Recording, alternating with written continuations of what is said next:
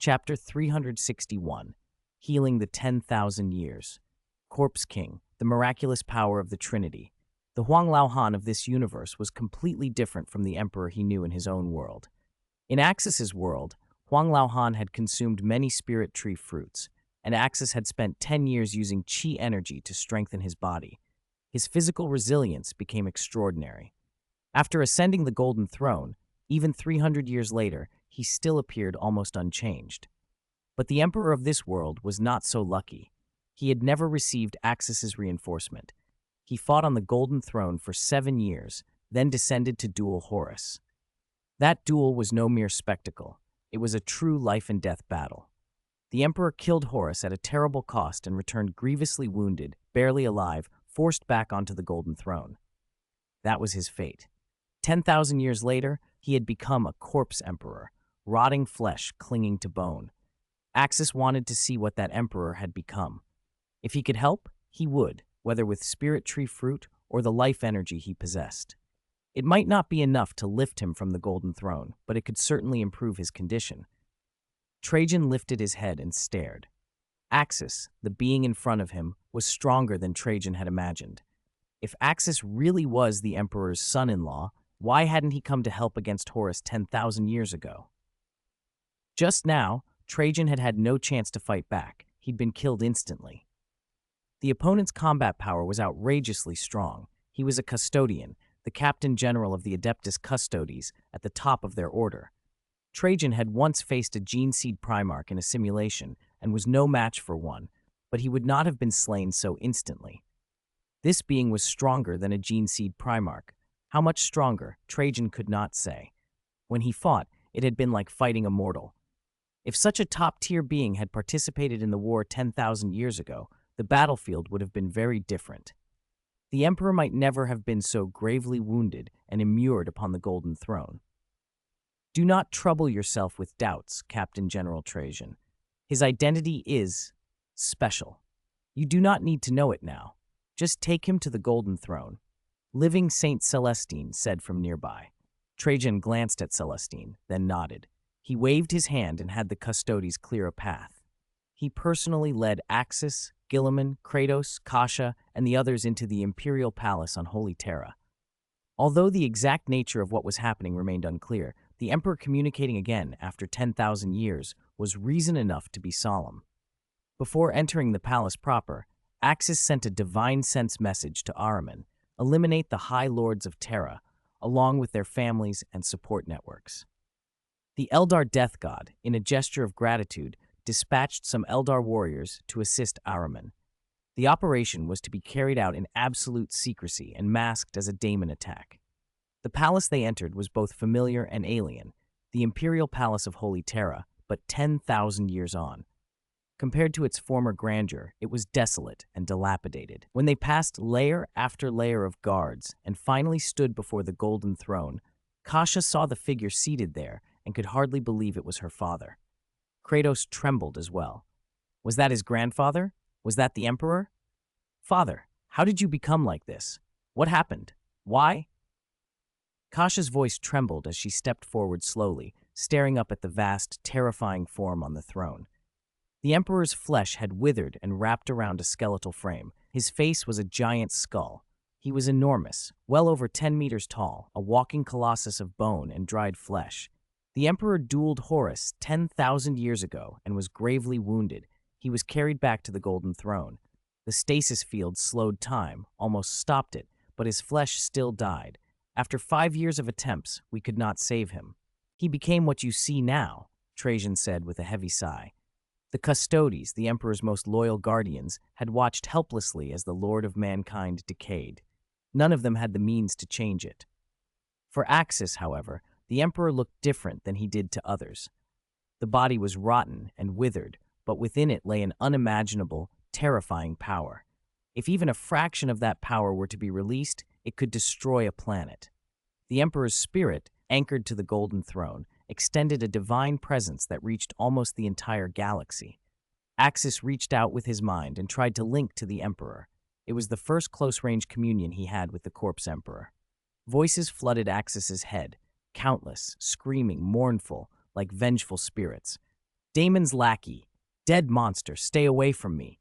Fool, do not approach my throne. Step forward, savior of mankind. You help me only to gain my power, you shameless cur. Don't mind them. They're dark emotions, my negative personalities. We are not negative personalities. We are the true emperor.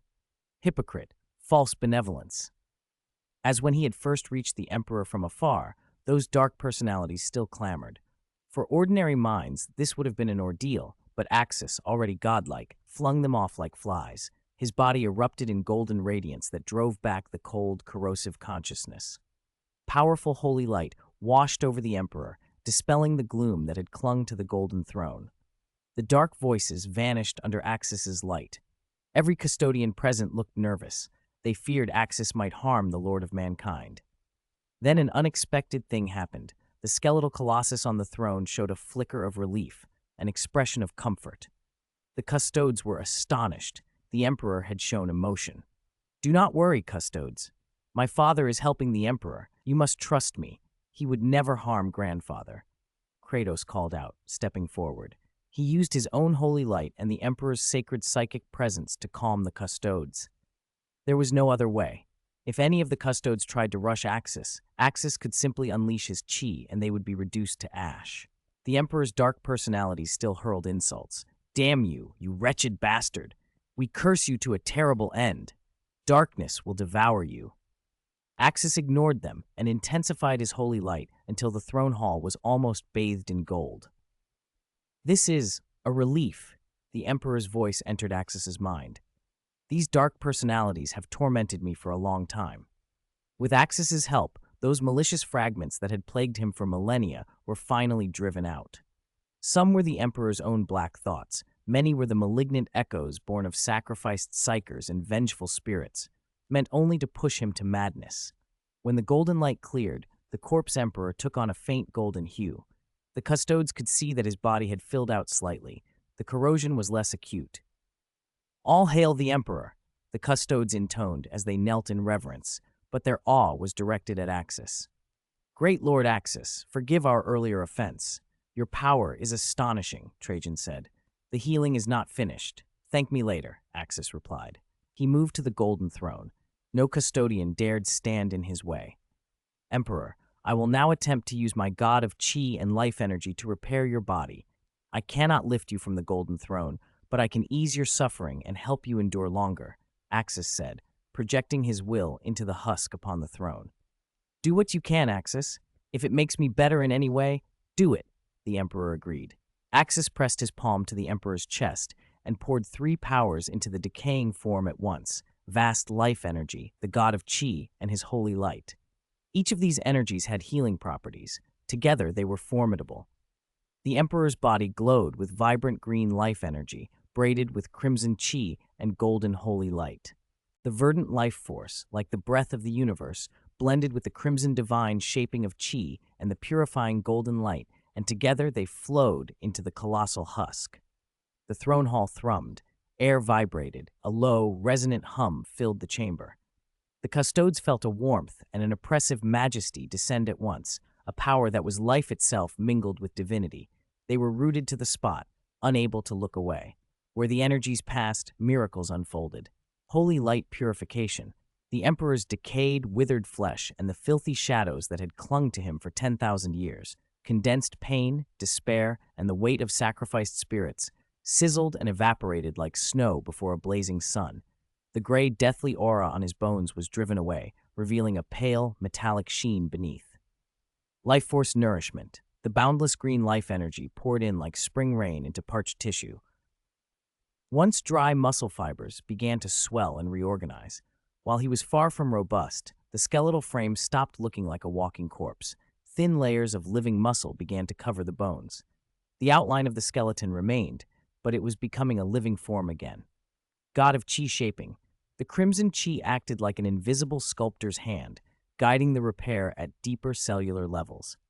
It mended wounds that had seemed incurable since Horus struck them, and awakened remnants of the emperor's own divine essence. This power stabilized the new tissue, supporting it against the crushing burden of the golden throne. Under the interweaving of the 3 lights, the Emperor's colossal form changed in a way the galaxy had not seen for 10,000 years. In the deep sockets of his eyes, two faint but clear points of psychic flame, like molten gold, ignited, replacing the hollow darkness. Thin muscle covered the gaunt facial bones. Though still skeletal, the face no longer looked dead. The dry, bark-like skin regained a dull but genuine living tone instead of lifeless gray. Trajan, the Custodes, and the Sisters of Silence wept, not with the old, shattered despair, but with overwhelming, mingled joy and sorrow. Under Axis's hand, the Emperor's chest began to heave with the smallest of movements. It was breathing. For the first time in 10,000 years, the Lord of Mankind drew breath on his own. The breath was faint, like a candle in the wind, but it meant the flame of life had never been fully extinguished. It meant the great Lord of Mankind had been reborn, if only a little. Wow! Axis let out a long breath and slowly withdrew his hand. The three lights ebbed away, then vanished, and the surging tide of energy in the throne hall subsided. That had taken everything he had. Since ascending, this had been Axis's most exhausting feat. His divine chi, holy light, and life force were all nearly drained. The price was worth paying. What sat on the golden throne was a world away from what it had been. The figure remained enormous and shackled to the throne by the fate of humanity, but he was no longer a despair-inducing corpse. He was an emaciated, chronically weak giant, but living. Pale skin clung to the clear outlines of bone, muscles like parchment, yet living tissue nonetheless. In the hollow sockets of his face, 2 points of golden psychic flame burned steadily, calmly taking in everything before them. There was a weathered wariness in that gaze, an old man's fatigue, and beneath it, a barely perceptible relief. It worked. Axis's voice was tired but certain. The Emperor's body, life has returned. Decay has been reversed, his vitality extended. He remains immobile, but his suffering will be lessened, his soul's burden eased, and the strain on the golden throne reduced. He can hold it for far longer now. The Emperor's massive head shifted a fraction. The 2 golden flames swept over Axis, over Kasha and Kratos. Then a clear, steady will, no longer broken and fragmentary, but like a great bell, reverberated through everyone's mind. It carried the weight of ages and the warmth of a living man. Thank you, Axis. This gift, I will keep it in my heart. Axis offered a faint, accepting smile and nodded. The throne hall fell into a stunned silence. The heavy breathing of the Adeptus Custodes echoed in the vaulted chamber. 10,000 years of silence had been broken. The will of the Lord of Mankind, who had sat absent for a millennium after millennium, had spoken again with a clear voice to the Imperium he had forged. By the Emperor! One of the custodians could not hold himself and cried out, pressing his armored head to the floor. Like a wave, the years of suppressed devotion burst forth. Every custodian's cry rose up, mingled with ecstasy, shock, and absolute loyalty. Time itself seemed to freeze. 10,000 years, 10,000 years of waiting had been answered. Never before had the Lord of Mankind so plainly voiced his will to those who guarded him. Captain General Trajan remained on one knee, tears blurring his features beneath his helmet. For 10 millennia, the Custodes had stood watch as their lord withered from near death into decay. None of them had dared to dream of this moment. Around him, the Sisters of Silence likewise knelt, for none understood better than they what it meant that the Emperor could speak again. Welcome back, my lord. Led by Trajan, the custodians knelt before the throne. This was a historic turning point. The Imperium's history had turned a page. The Emperor could now communicate directly. He could issue orders in his own voice.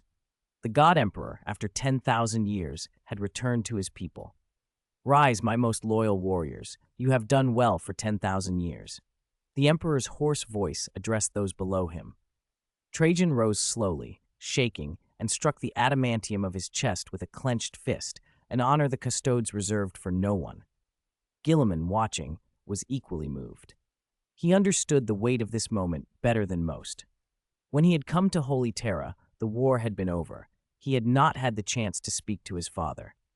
The last time they had met face-to-face had been 10,000 years ago, at the Council of Nicaea before the Horus Heresy.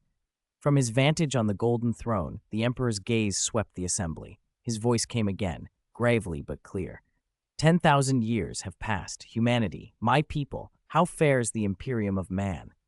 One syllable, and it struck the hall like thunder. Every kneeling custodian shot their head up, staring in disbelief. Trajan trembled.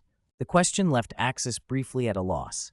Did the Emperor not already know what had transpired? He had watched the Imperium for millennia. Yet the custodes and the sisters answered without hesitation. They would not show any neglect in reporting to the Lord of Mankind. Trajan gave a concise account of the last 10,000 years, the Emperor's vigil on the Golden Throne, Guilliman's reforms of the imperial armies, the fragmentation of the legions into chapters, and the subsequent disappearance of many Primarchs. The beast arises, and the strike and counterstrike that ended with the Dragon Lord and the beast destroying one another, Abaddon's 13 Black Crusades and the devastation they wrought, the Gothic War, the returning threat of the Necrons, the Tyrannid swarms, the Orcs. Conflict had raged across the galaxy in an endless series of wars, culminating recently in the Battle of Cadia. In short, the Imperium had become bloated and inefficient, yet fought constantly on countless fronts. Silence fell again as the Emperor considered. The Imperium of Man is not what it was 10,000 years ago. It is not even what it was when I first forged it. See how far it has decayed. Emperor, Trajan said, with your leave, I will summon all the High Lords and the Inquisitors on Holy Terra to come before you, that they may hear your will. The position of the custodes had always been awkward. Though they enjoyed near plenary access to resources, could forge their own arms and recruit what they needed, they had long had less political authority than the High Lords of Terra. They had not left the Imperial Palace for 10,000 years. The galaxy at large merely knew that the Emperor had angels to guard him, not the breadth of their power. In the meantime, absolute authority on Terra had been concentrated in the hands of mortals, the High Lords and the Inquisitors. Even the Captain General's voice counted for less than a voting bloc on important matters. That had been the way of things until now. With the Emperor's return, and with his voice to be heard, all power would flow back to the God Emperor. The High Lords could no longer speak in his name. At a single word from the throne, the Adeptus Custodes would move, and Terra's counselors would answer. There is no need to hurry, the Emperor said. Guilliman, what do you think of the Imperium now? He turned his gaze to his son, the Primarch. The Emperor's vantage allowed him to see much of Holy Terra. He knew what Axis had been planning, but he was also candid. Those who had risen to power while he was absent had become obstacles to the path he envisioned for humanity. Father, Guilliman said, the Imperium is in turmoil. We need the legions back. We cannot face so many enemies with only the scattered chapters in the current forces. In truth, when I drafted the disarmament and wrote the Codex Astartes 10,000 years ago, I did not foresee this. That was my oversight. The Emperor's tone held neither anger nor reproach. I do not blame you. At that time, disarmament and recuperation were necessary. Large standing legions were no longer appropriate. But the situation has changed. Guilliman, I command you to abolish the Codex Astartes and reforge the legions. I understand, Father, Guilliman replied without hesitation.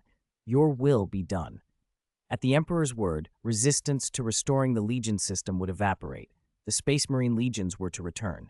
Go, the Emperor added. Summon every senior human official remaining on Holy Terra, whether from the ecclesiarchy, any convent, or any order. They must all be present. Chapter 363, The Great Purge, Chaos Space Marine Attack.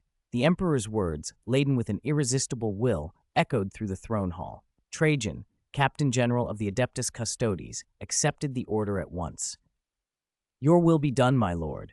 I will immediately dispatch messengers to summon every member of the High Lords of Terra, the Grand Inquisitors of the Inquisition stationed on Holy Terra, the Pontiff of the Ecclesiarchy, the Departamento Munitorum, the Navigator Houses, the Master of the Astronomicon. All senior officials shall come and pay their respects. Trajan turned to issue commands to his most elite custodian squad when a crystalline mental command, imbued with the Golden Throne's irresistible authority, sounded directly in his mind. Trajan, you can go later. Give Axis time. Give the Chaos Space Marines some time. The Captain General's stance paused for a heartbeat. Beneath his helm, a flicker of confusion crossed his features, but 10,000 years of loyalty and absolute obedience to the Emperor's will prevailed.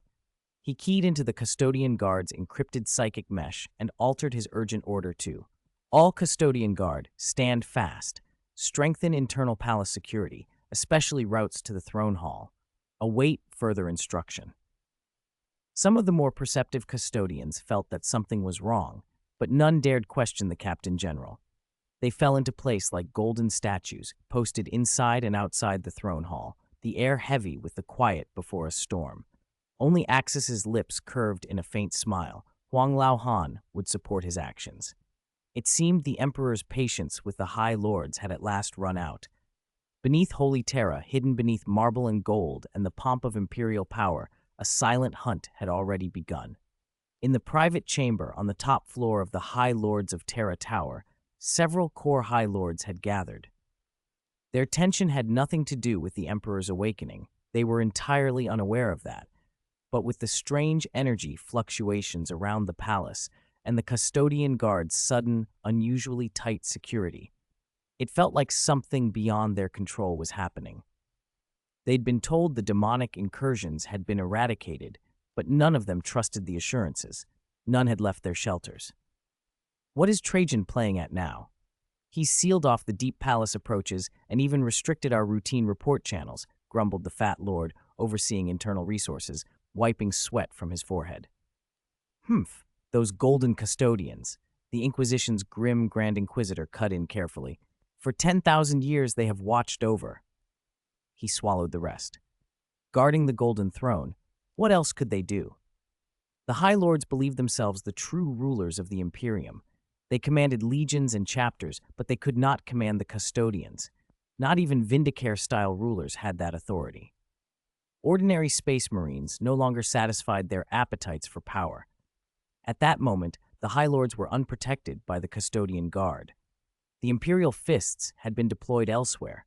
Only a handful of unruly, chapterless space marines, outcasts, exiles, beings expelled from their chapters, served as bodyguards. Many of those would not even be a match should they break and fall to chaos. All the while, the High Lords whispered among themselves, and the guards kept watch for any demonic intruders. In addition to the High Lords themselves, many nobles and relatives clustered in the chamber, a dense concentration of the Imperium's elite. The adamantium door gave no alarm when it melted. It did not cut through, but flowed like wax, revealing the corridor beyond, and the figures standing within, their presence exuding an oppressive taint of chaos. Hundreds of figures filled the corridor. The leader wore tattered power armor still marked with the rubrics of the Thousand Suns. His helm lenses glowed ice blue, and a whirling psychic vortex hung at the tip of his staff. Behind him stood several rubric warriors, twisted automatons, motion stiff and their armor etched with eerie runes, and a contingent of Chaos Space Marines from a renegade warband, their power armor scarred with dark heraldry. Ahriman, wanted by Imperial Command, a veteran who had survived 10 millennia of heresy, Ahriman's presence froze the room. The chapterless Space Marines guarding the High Lords snapped to attention and leveled bolters, then opened fire. The rounds speared toward him and simply stopped. They hung in the air a few meters out as though preserved in amber before dissolving into dust. Ahriman's voice crackled through his vox, laced with inhuman mockery and cold killing intent. True masters, you parasites of the Imperium, how self-important, your time is over. Daemons, hounds of chaos. The Grand Inquisitor reacted fastest, swinging his bolter up and firing at Ahriman, horror and disbelief contorting his features. How had chaos infiltrated the core of Holy Terra? Had someone brought them in? Still, their resistance mattered little before Ahriman's power. He did not bother to move his staff. A slight mental gesture froze the rounds. They disintegrated. As a sorceress, psychically potent Chaos Space Marine, Ahriman wielded power the High Lords could not comprehend. He did not need to intervene personally against most of the guards. His rubric Marines and the renegade warband would suffice. They were here to aid the Master in cleansing the parasites of the Imperium. Guards, protect. The Departamento Munitorum Lord managed only half a sentence. A rubric stepped forward with inhuman speed and force. A blur of rune-carved gauntlets slammed into his head and shoulder. The armor crumpled like a shell. Bone and blood spattered the council chamber, drenching the ecclesiarch's representative. Two Chaos Space Marines swung chainswords at once and hacked the Lord apart with brutal efficiency. "No, Holy Emperor, save your servant," the ecclesiarch screamed, clutching an amulet of faith and trying to unleash its faint power. To his last breath, he believed this was a demonic assault, unaware that his slaughter would be part of the Emperor's own reordering. Ahriman sneered. "The Emperor no longer needs you burdens, parasites of the Imperium." He pointed his staff. A writhing purple beam of living energy lanced from it, piercing the ecclesiarch's chest. The holy amulet did not even shiver. The man's flesh shriveled and blackened until only a puff of ash and his ornate vestments drifted to the floor. "Your turn." Ahriman's gaze swept coldly across the remaining High Lords and the hapless Inquisitor. "No mercy. I am a High Lord. I have riches. I can reward you," the fat lord babbled, defecating and pleading, attempting to bribe the god of slaughter with coin and status. The renegades let out a bestial roar and charged, chainswords and chainaxes tearing flesh, power claws crushed bone. The chamber that symbolized the Imperium's authority, once a place of sober debate, became a slaughterhouse. Screams, the wet ripping of flesh, the metallic howl of chainswords, nobles and their guards fell like sheep to the butcher. The names and titles of the highest lords meant nothing under raw, brutal force. The Inquisitor attempted psychic retaliation. A shimmering warp attack lashed toward Ahriman, who barely flicked his staff. The attack recoiled upon its caster. The Inquisitor bled from every orifice, clawed at his throat as his eyes burst, and collapsed, twitching in a convulsion of pain. Ahriman surveyed the carnage with clinical detachment. He raised his staff and spoke blasphemous words. Eerie green flames spat into being and licked at the corpses, charring them into blackened, stinking husks. The walls were carved with 8-pointed stars and demonic script. The air grew thick with the stench and residue of warp energy. "Make the scene convincing," Ahriman ordered the leader of the renegade warband. This was the Master's first task, and it had to be perfect. The Custodes and the Emperor's loyalists must be made to believe this was the work of fanatical followers of Khorne or Tzeentch. The renegades grinned and set about their work. They tore at corpses and gouged the walls with chainswords, leaving grotesque, over-the-top marks. They planted fragments of corrupted insignia from other Chaos warbands, deliberately misdirecting any who came to investigate. Ahriman opened a small, controlled warp rift and summoned lesser daemons to add the final touches, ensuring the staged atrocity would bear all the signs of a chaotic, dedicated cult. Beneath the polished halls of Terra, the purge had begun, masked by a lie that would point blame away from the true architect. Chapter 364, The God Emperor Awakens, and the Human Race Ascends to Heaven. Good. Mission accomplished. Withdraw. Ahriman cast one last look at his bloody masterpiece, made certain that every core member of the High Lords of Terra had been eliminated and that no survivors remained. He and his Rubric Marines, along with the renegade warband, melted away like ghosts into the shadows of the war-torn corridor, just as silently as they had come.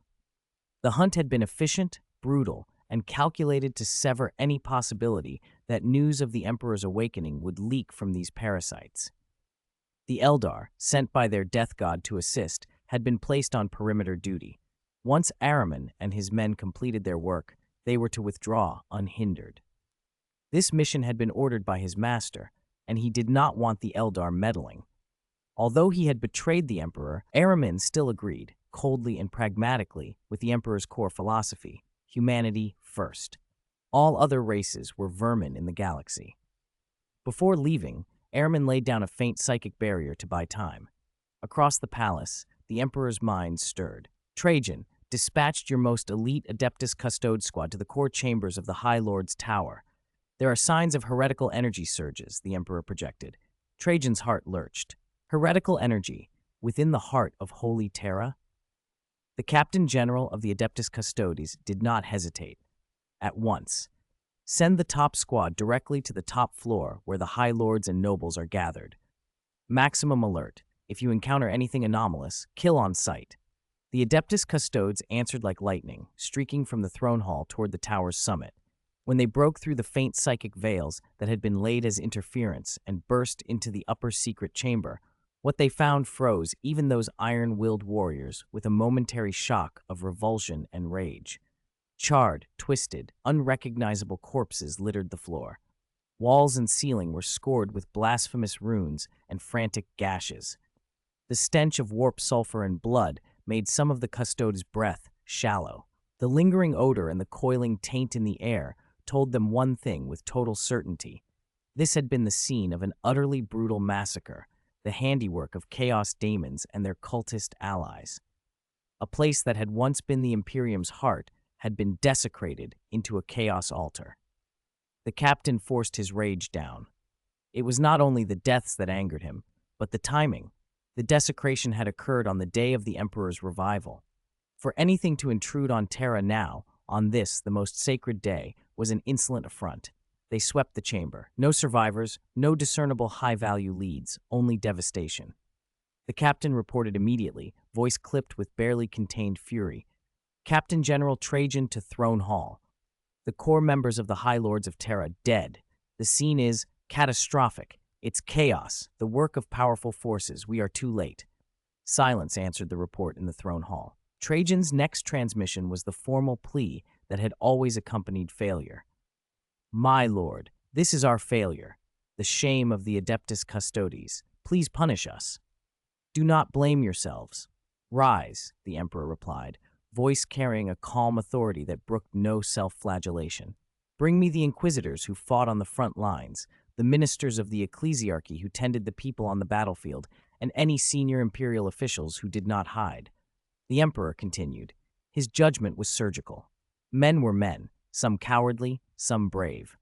Many senior officials had cowered in underground bunkers to preserve their own skins. Others had taken to the front, opposing the Chaos Legions. Those who had stood and fought would be spared, pardoned by the Emperor himself. Those who had crouched and hidden would not.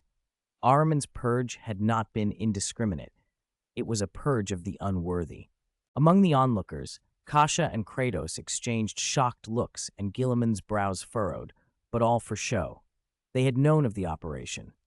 Axis allowed only the faintest smile to touch his lips. Huang Lao Han's move had been clever. Even if the High Lords had thought to preempt what the God Emperor might do upon waking, they would still have fought to sideline him. After Guilliman's return, many of the High Lords had tried to treat the Emperor and the Primarchs as relics, as minor players in current politics. Their deaths were a fitting end. Trajan's fury did not abate. My lord, those chaos warbands that infiltrated Holy Terra, I will lead a custodes force to hunt them down. I will not let them escape. The Emperor listened, but held him back. He had sensed the attack. He did not intend to keep these chaos agents alive, and in that tacit approval, Trajan found no excuse to delay his vengeance. Do you know who committed this atrocity? The Emperor asked. We have deployed an Adeptus Custodes detachment with Sisters of the Adeptus Sororitas to investigate. Inquisitors will assist. We will identify the Chaos Warbands. If a famed Chaos Lord or Champion was involved, we will find them. They will not leave Holy Terra alive, Trajan vowed. The Emperor inclined his mind toward Axis. How fares your subordinate? Can he be recognized? You should hide him. Axis's reply was cool. This was a test. I want to see if your custodes can catch Ahriman. If he can escape the Captain General's pursuit, then the spirit tree fruit I spent to heal him will not be wasted. Ahriman was a good subject to test. The Emperor agreed. The custodes were furious, and Trajan himself might spearhead the hunt. Very well. I would also like to know the current capabilities of the custodes. Let him run the gauntlet, and if you have any spirit tree fruit. The Emperor's next request made Axis regard him anew. The spirit tree fruit, vessels of vast life energy, were precious. Axis could spare 2 first-generation fruits at most, he explained, or a larger number of second-generation fruits. First-generation fruit had the strongest restorative power. Second-generation could be used in quantity. If the Emperor consumed enough second-generation fruit, his body could slowly recover. How does one plant the second-generation spirit tree fruit? The Emperor asked. The method is simple enough, Axis said. You must find a planet with vigorous life energy and plant it there. It will desiccate and desertify a large region for a time, though the world will eventually recover. The second-generation fruit does not kill a planet outright, unlike the first generation. Depending on conditions, the scar can heal over decades or centuries. If left to natural processes, it can take many thousands of years.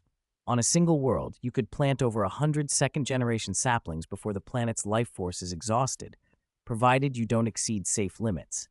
However, these seeds require chi energy to germinate. In our universe, only I, or the first-generation cultivator, can supply that chi. The Emperor considered the implications. If this spirit tree fruit were planted on a large scale, combined with Primaris space marines, it could elevate the Primaris and the Custodes, perhaps raise the whole human race to a higher level. Axis's answer was immediate and guarded. You may be right, but are you sure you wish to uplift an entire species?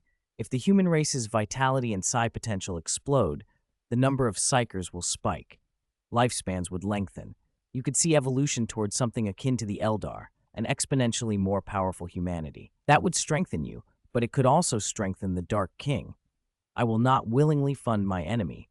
Until the Dark King is dealt with, I will not permit humanity here to evolve en masse. Axis kept the source of the first-generation cultivator a closely guarded secret. Even Sanguinius had been sworn to silence. His aid to this universe's emperor had always been a private act. He would not let it jeopardize his own cosmos.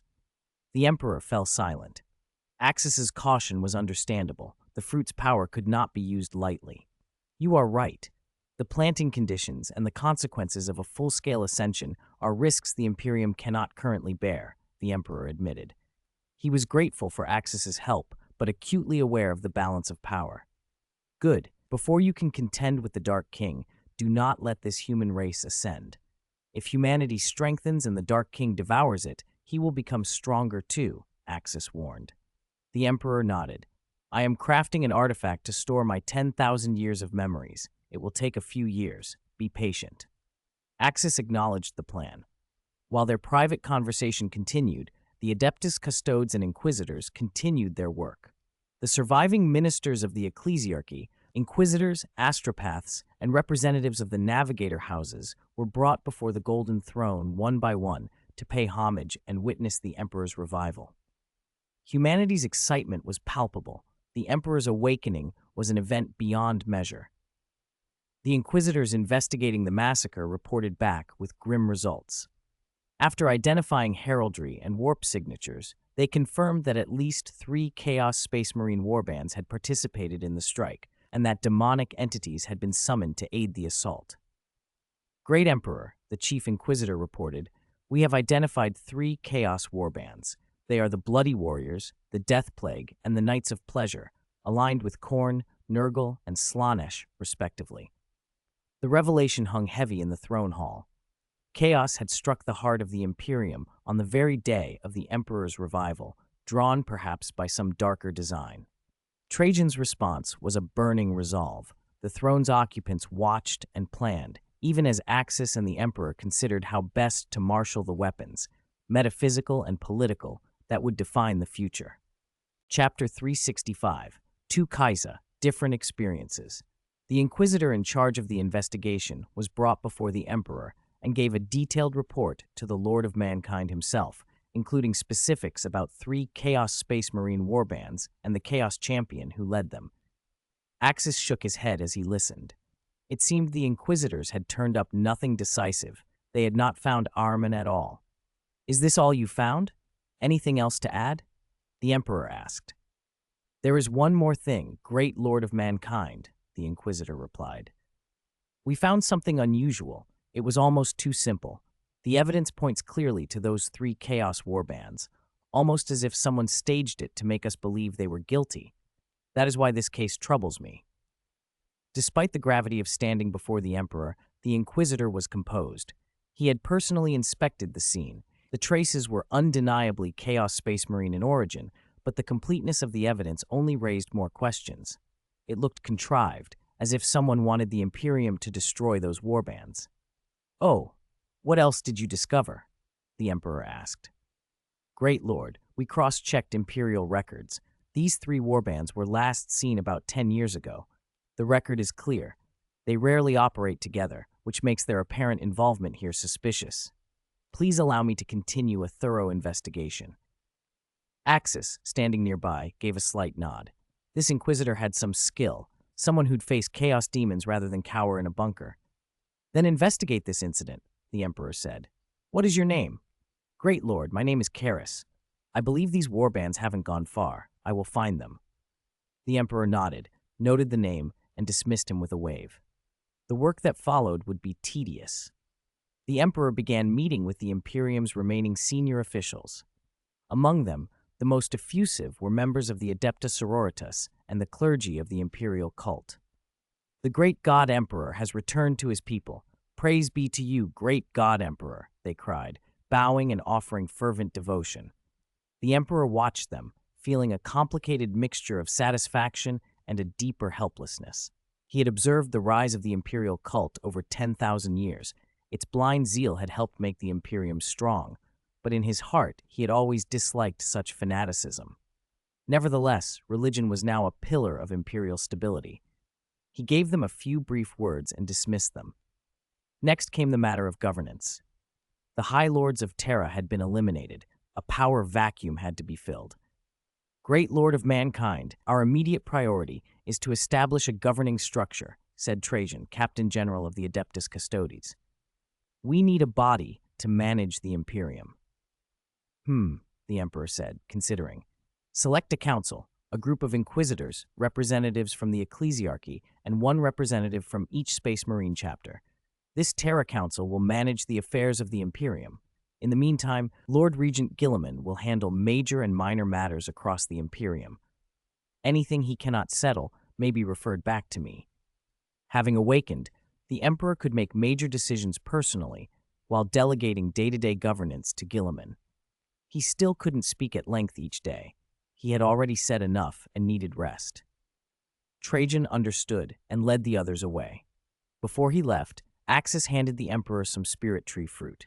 In the days that followed, word spread across Holy Terra. The Emperor had recovered and could speak. The news electrified humanity.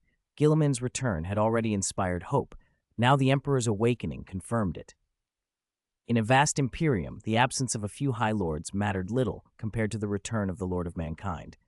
A few days later, the Custodes escorted a woman before Axis. Her appearance left Axis speechless. Kasha's expression turned strange. Kratos was bewildered. He stared from his mother to the woman standing before them, genuinely lost. This is Mother? Mother, is that you? Is this really you? Kratos stammered. Seeing two versions of one person would unnerve anyone. The woman looked haggard, skin pale, as if long imprisoned. Though kept in stasis, the dark conditions had leached the color from her face. Did Father clone you to replace me? Or am I the clone? The pale woman said to Kasha, her tone cold.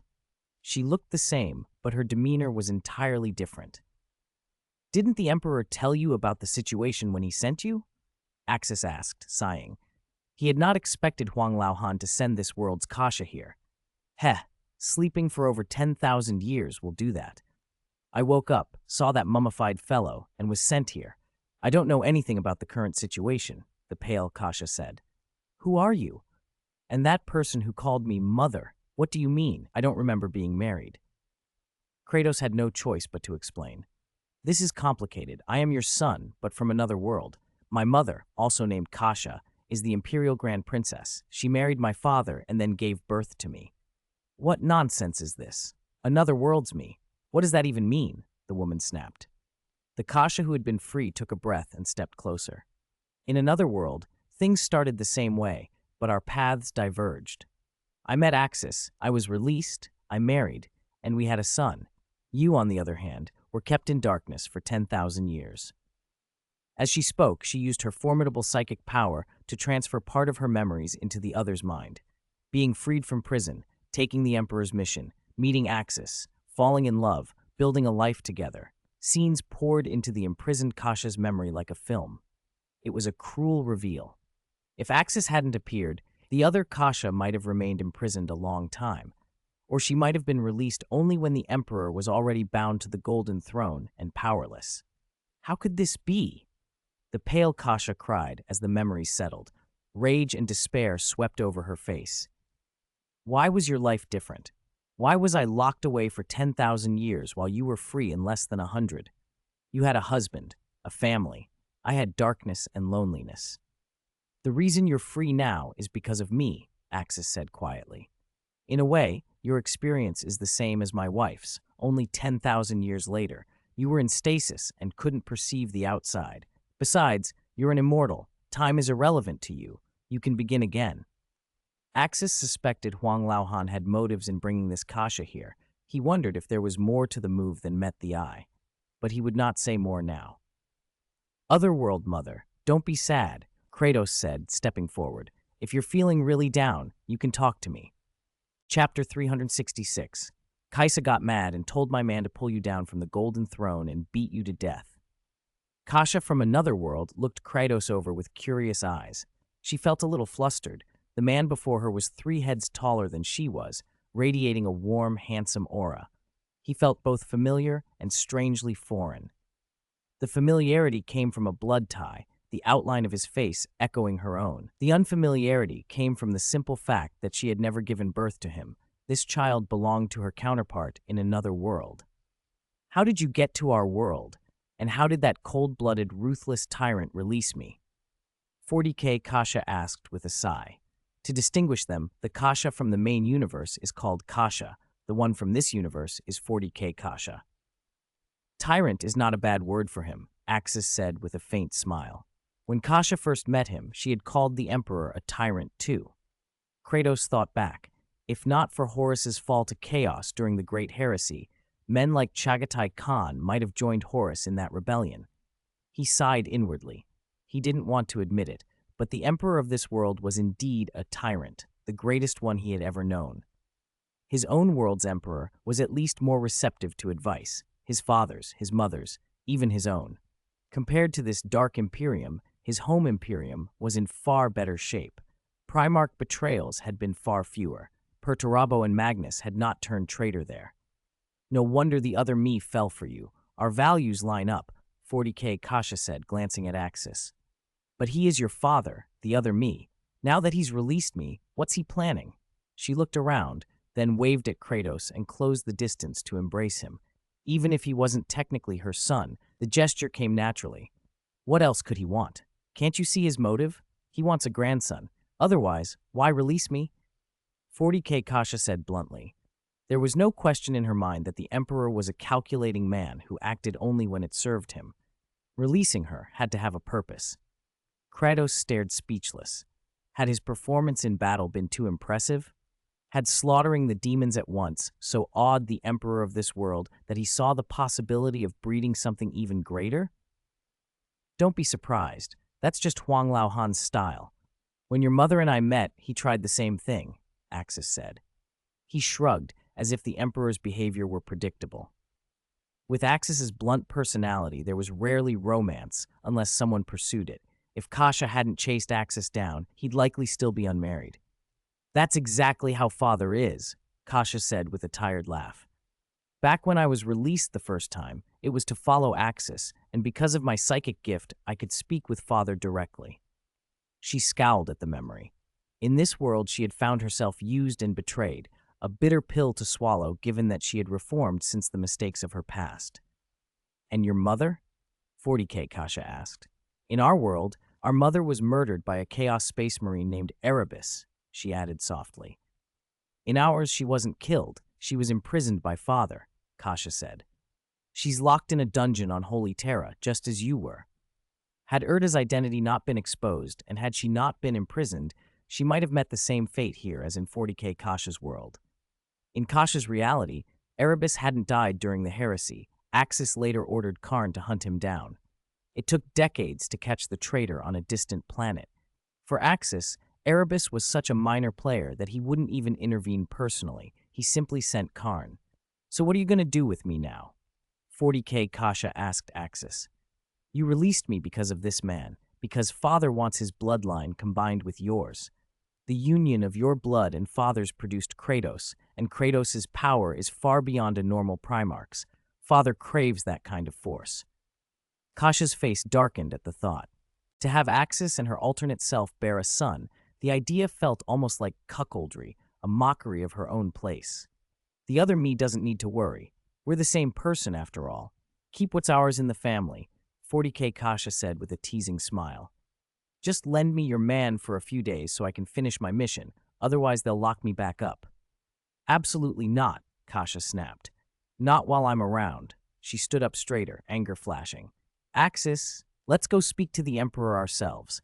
His behavior is despicable. Other me, you will be safe here with our help. Axis will make sure you're protected in this era. If Axis spoke, the Emperor would have to listen. Right now, the Emperor himself had been reduced to pleading. Using his own daughter as a bargaining chip was grotesque. Mother, calm down, Kratos said, trying to ease the rising tension. Calm down? Someone's trying to snatch your father from you. Can't you see that? Kasha snapped.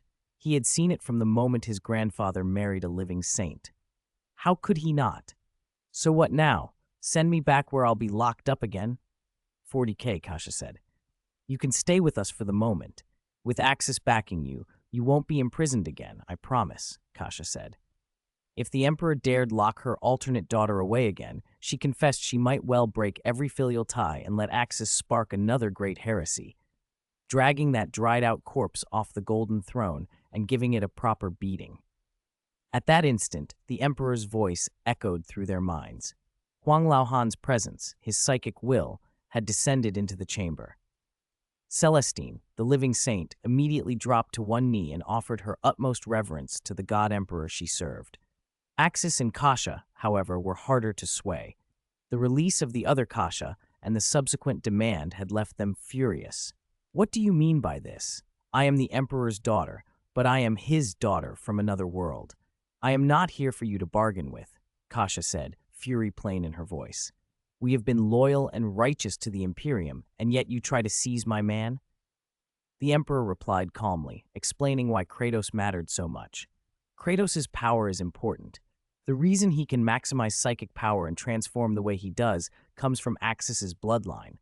That amplification, it's the key we need. Even if you need it, you can't just take it, Kasha snarled. At most, allow Axis to refine some extra gene seed and form a golden legion here. Anything beyond that is non-negotiable, or I'll have Axis drag you off the golden throne and beat you. Try me. Axis, standing beside her, gave an affirming thumbs up and shot the Emperor a nod that made the threat credible. For once, Huang Laohan found himself speechless. What more was there to do than cooperate a little?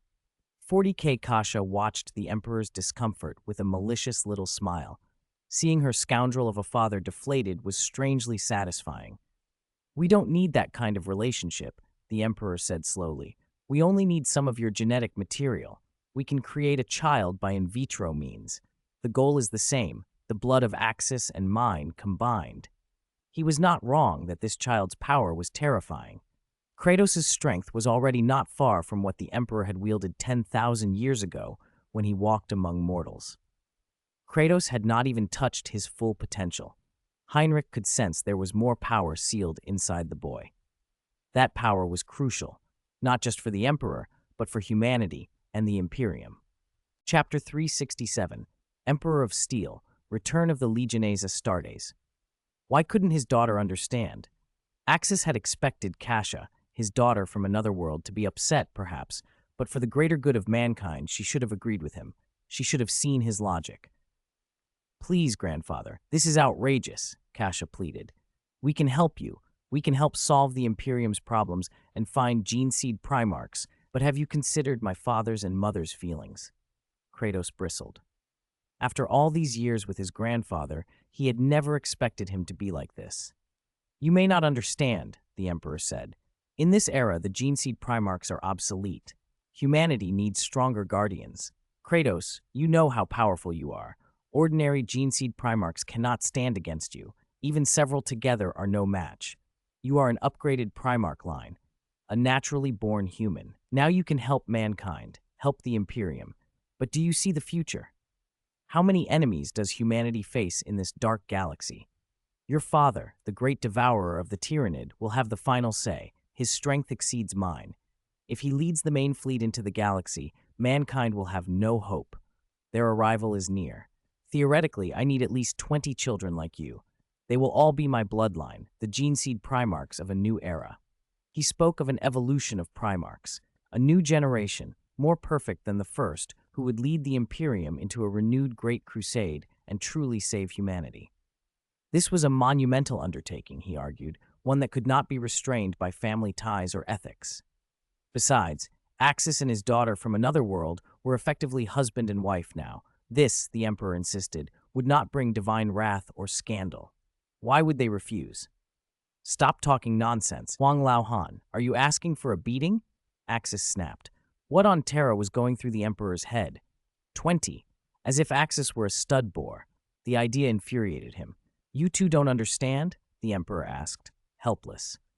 Guilliman, buried in work, watched and sighed. Father was impatient. These things had to be done delicately. First, bring the sister from this world here. Let them live. Let things develop naturally. Pressing Axis would only harden his resistance. Guilliman knew his temperament. The more you forced him, the more he would resist.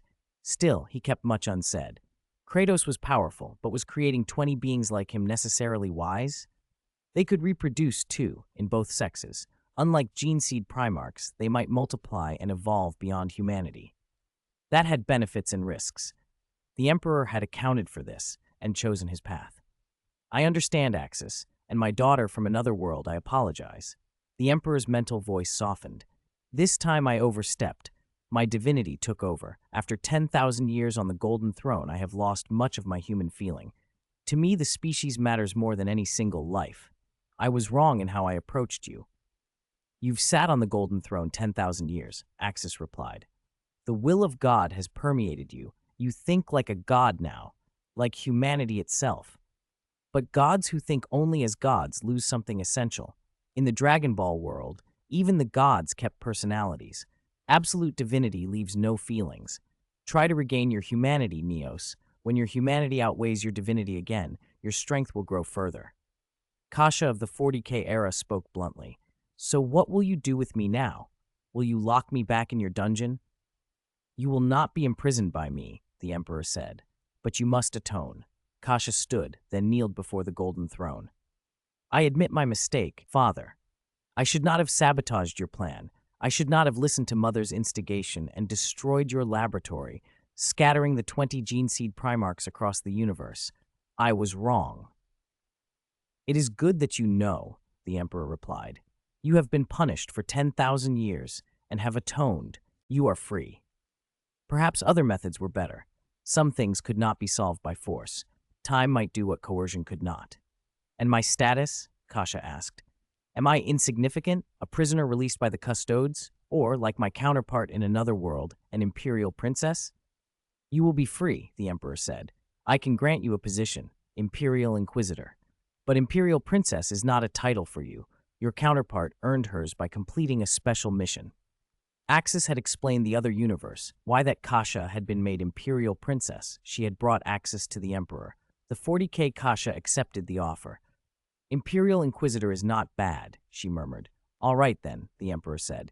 Kasha, from today you are free. Axis, what are your plans? There is still fighting in the Baal system, Axis answered. Sanguinius may not handle it alone. I will go help. Then I will head to the Octarius sector to eliminate the Tyrannid there. Octarius had become the cradle of a great Tyrannid menace spawned by the long war with the Orcs. The creature growing there would spark the Fourth Tyrannid War, threatening mankind to its core. Axis intended to uproot that threat at its source. I understand. About the other gene seed Primarchs, help me recover them. That Necron collector, Trazyn the Infinite, has Rogel Dorn among his collection, the Emperor said. Since his plan to make a new generation of Primarchs had failed, he would settle for retrieving the originals. Axis had already agreed to assist. I don't know where that Necron hides, Axis admitted. Trazyn's methods are extraordinary. His pocket universes are impenetrable unless I am within that star system. Technology alone won't let me search every pocket across the galaxy. The Imperium will provide intelligence, the Emperor said.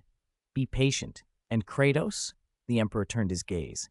I want Guilliman to oversee Imperial affairs on Holy Terra. I hope Kratos can lead the Imperial armies and launch a crusade to reclaim the lost worlds. Grandfather, you want me to command human armies? Kratos asked, surprised. Exactly.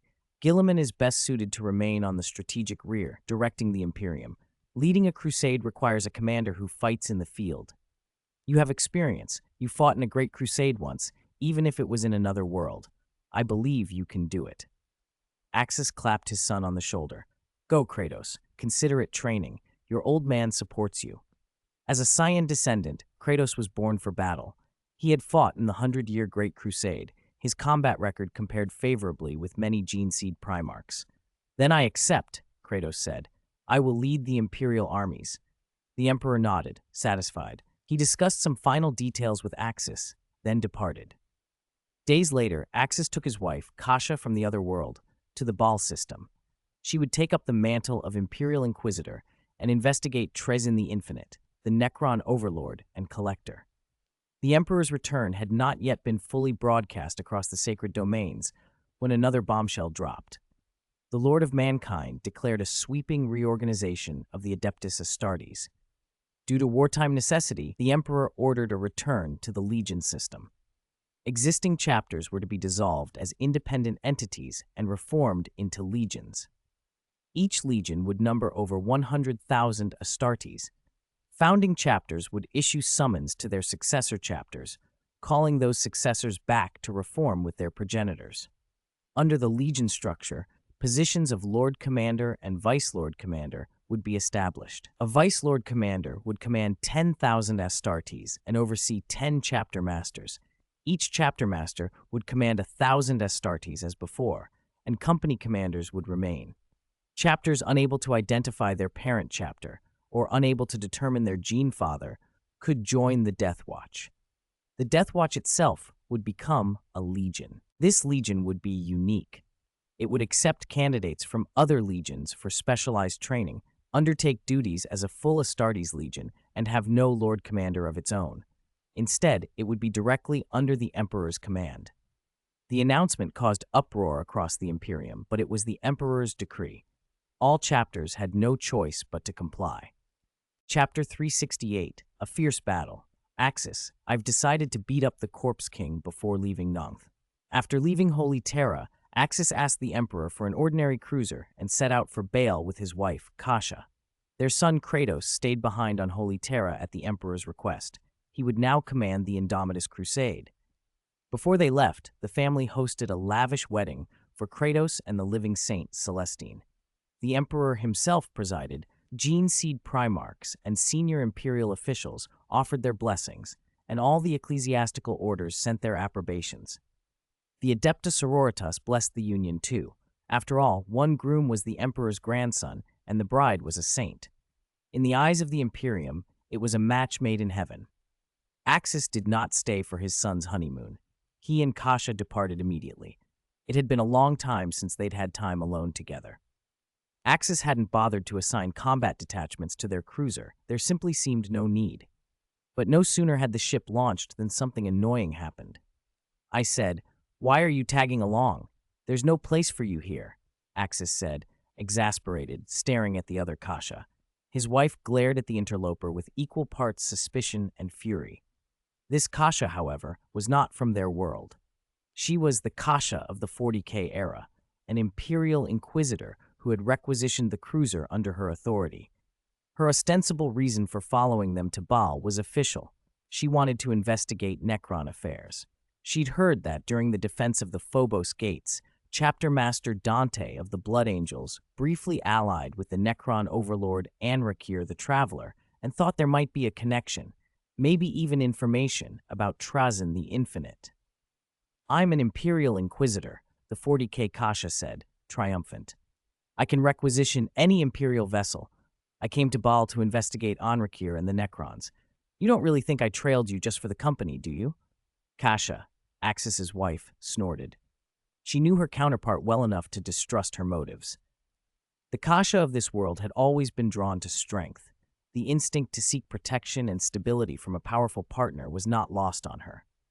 When she'd first met Axis, she hadn't fallen for him, but once she saw his potential, she had placed her bet, and it had paid off. The other Kasha's presence smelled of the same motive. She was here for Axis.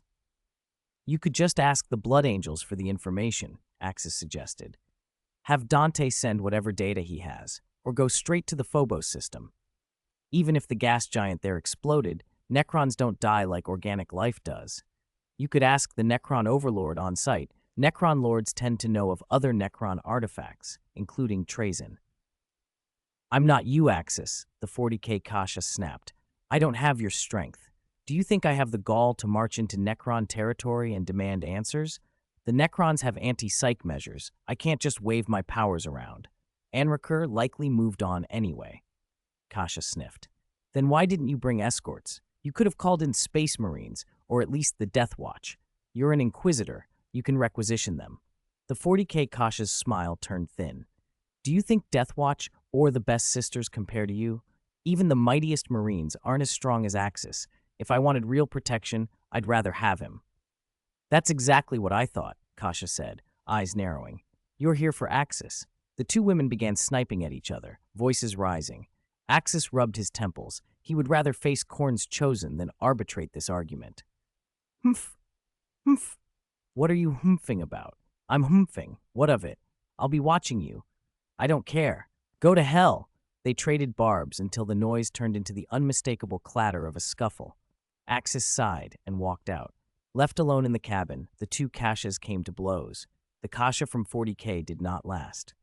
Axis's wife, having been enhanced repeatedly, Chi energy training, the spirit tree fruit, and later the god of Chi's blessings after Axis ascended, overwhelmed her counterpart in 2 moves.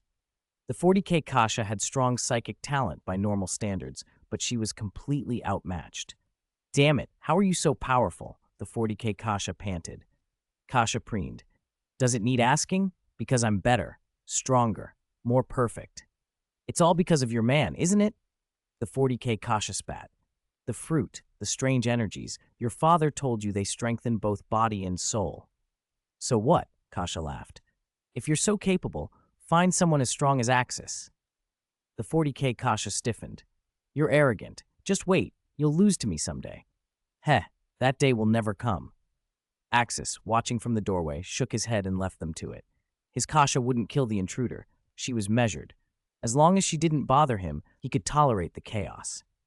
But one thought churned in Axis's mind. He was very, very annoyed with this world's corpse emperor, Huang Lao Han. Before he left, he had decided, definitely, to go beat up old Huang and teach the corpse emperor a lesson about why flowers are so red. He wanted a friendly spar with Huang, and he planned to have it. Their trip from Holy Terra to Baal took a month and a half through the Eldar webway. Reconstruction on Baal was well underway. The Blood Angels and their successor chapters were regrouping and recruiting. The chapter was reforming after the recent catastrophe. When Axis's presence registered, Sanguinius personally came to receive him, bringing Dante and Mephiston with him. It had been more than half a year since Axis had last seen Sanguinius. At last, they were together again. Chapter 369. When meeting Sanguinius, what kind of diversity are the 4 Chaos vendors? Are they worthy? Long time no see, Sanguinius? Axis smiled, stepped forward, and hugged the Archangel. Long time no see, Sanguinius, Kasha added, returning the greeting with a smile. The other Kasha, dressed in an Inquisitor's uniform, the grimmer version from the 40K era, stood beside them and piqued Sanguinius's curiosity. Axis had already warned the Archangel with his psychic power before arriving, though, so Sanguinius showed no real surprise.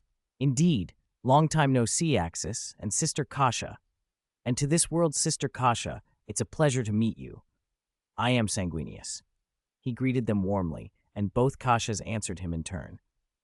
How are things here, Sanguinius? Axis asked. The war only ended a few months ago. We're in post-war reconstruction and reassembling the Legion. The only real problem left is the Tyranids. I've been hoping you'd come help deal with them properly, Sanguinius said. As long as Axis was here, Tyranids would be the least of his worries. No problem. Haven't I arrived? This time I'll make sure those Tyranids are taken care of. We won't wait for them to come to Baal. We'll go to them. Axis grinned. Saiyans don't sit back and defend. They attack. He'd been in a foul mood lately from watching 2 women argue all day and was itching for someone to let him let off steam. Sanguinius laughed. This is the Axis I know. Let me introduce my gene seed offspring. This is our chapter master, Dante, of the Blood Angels. Or rather, he should be called Lord Commander now. An old man with white hair knelt beside Sanguinius. As the chapter master of the Blood Angels, and one of the oldest space marines, Dante might well be over 1,700 years old. He usually wore a bronze mask, fashioned in the likeness of Sanguinius, but with his Gene Father standing before him, he dared to show his true face. "Greetings, Lord Axis." Dante knelt before Axis and bowed. "Not easy to live to this age. Here, take a bottle of spirit tree fruit juice. Drink it, and your physical fitness will improve. It'll make you feel much younger." Axis produced a bottle casually and offered it. Spirit tree fruit juice not only enhances strength, it's a genuine longevity aid, something almost impossible to obtain in that universe. But to Axis, coming from another reality, it wasn't especially rare. The yield was high if you had enough planets to cultivate it. What he handed over was second-generation fruit, plenty to go around. "How can I accept this, Lord Axis?" Dante protested. "No need for etiquette. This stuff is useless to Axis, so take it," Sanguinius encouraged with a smile. Axis waved it off. "Sanguinius is right. Consider it a gift." Dante accepted it with deep thanks. The juice's life energy would extend his retirement plans indefinitely. When the Core Emperor reintroduced the Legion system, Dante had assumed Sanguinius would take the Lord Commander role.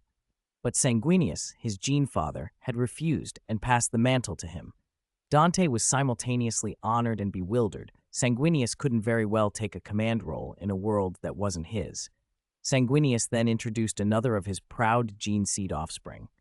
"This is Mephiston, our chief librarian. His psychic power is extraordinarily strong. Among mortal space marines in the Imperium right now, he's probably the most powerful." Both Dante and Mephiston had already received Sanguinius's gene seed and thus could undergo the Blood Angel transformations that cured their genetic flaws. The Legion was gradually replacing their gene seed. While Sanguinius remained, production was fast. Once he left, they'd have to revert to the older, slower methods. "You're Mephiston, right? Your psychic power is very strong. I'll give you a bottle of spirit tree fruit juice too. Share it with Dante." Axis couldn't be stingy when two were present. "Thank you, Lord Axis." Mephiston took the red bottle respectfully. "And one more thing," Axis added. "This juice heals tremendously. The Imperium is currently researching an upgraded space marine, the Primaris. The upgrade implants 3 superhuman organs and greatly increases strength. If you use this juice during Primaris surgery, its healing properties can almost guarantee a 100% success rate." Axis had already tested that Guilliman on Holy Terra. With Belisarius Call performing the procedures and the juice aiding recovery, every space marine in their trials survived the operation, almost a perfect record. 1 second-generation fruit, juiced, could treat hundreds of marines. Before leaving, Axis had stocked a large supply for the Imperium so other legions could receive upgrades. With repeated surgeries and Call's improvements, they could economize the juice and use it only when necessary. They spoke a little while longer. Led by Sanguinius, Axis and the 2 Kashas toured the Angel Fortress and their homeworld, Baal. Axis complained about his troubles. Sanguinius listened with a helpless expression.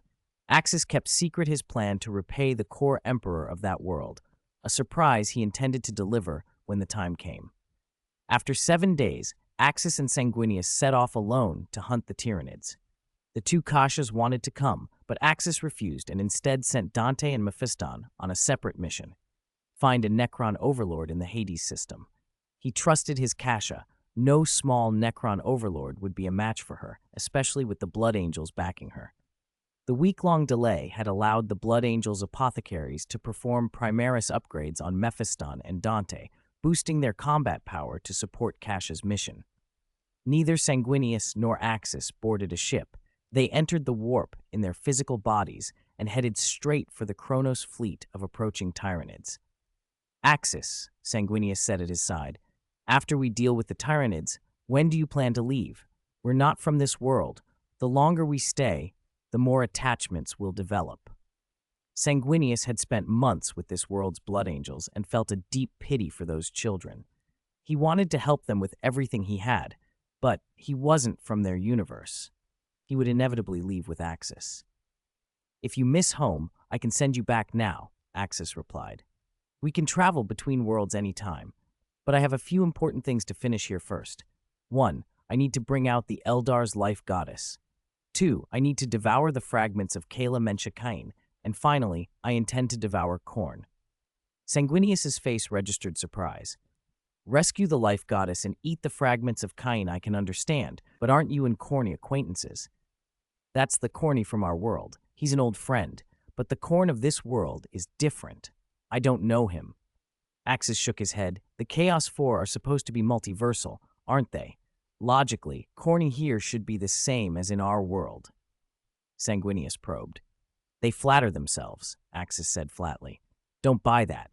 Being multiversal transcends the concept of a single universe. A multiversal being that can easily destroy or create a universe is on a whole different level. These four, Khorne, Tzeentch, Nurgle, and Slaanesh, are just arrogant. Mortals who've never seen space marines think they're the ultimate power. Axis scoffed. They're full of themselves. Chapter 370. Sanguinius suspects he wants to use you, Axis.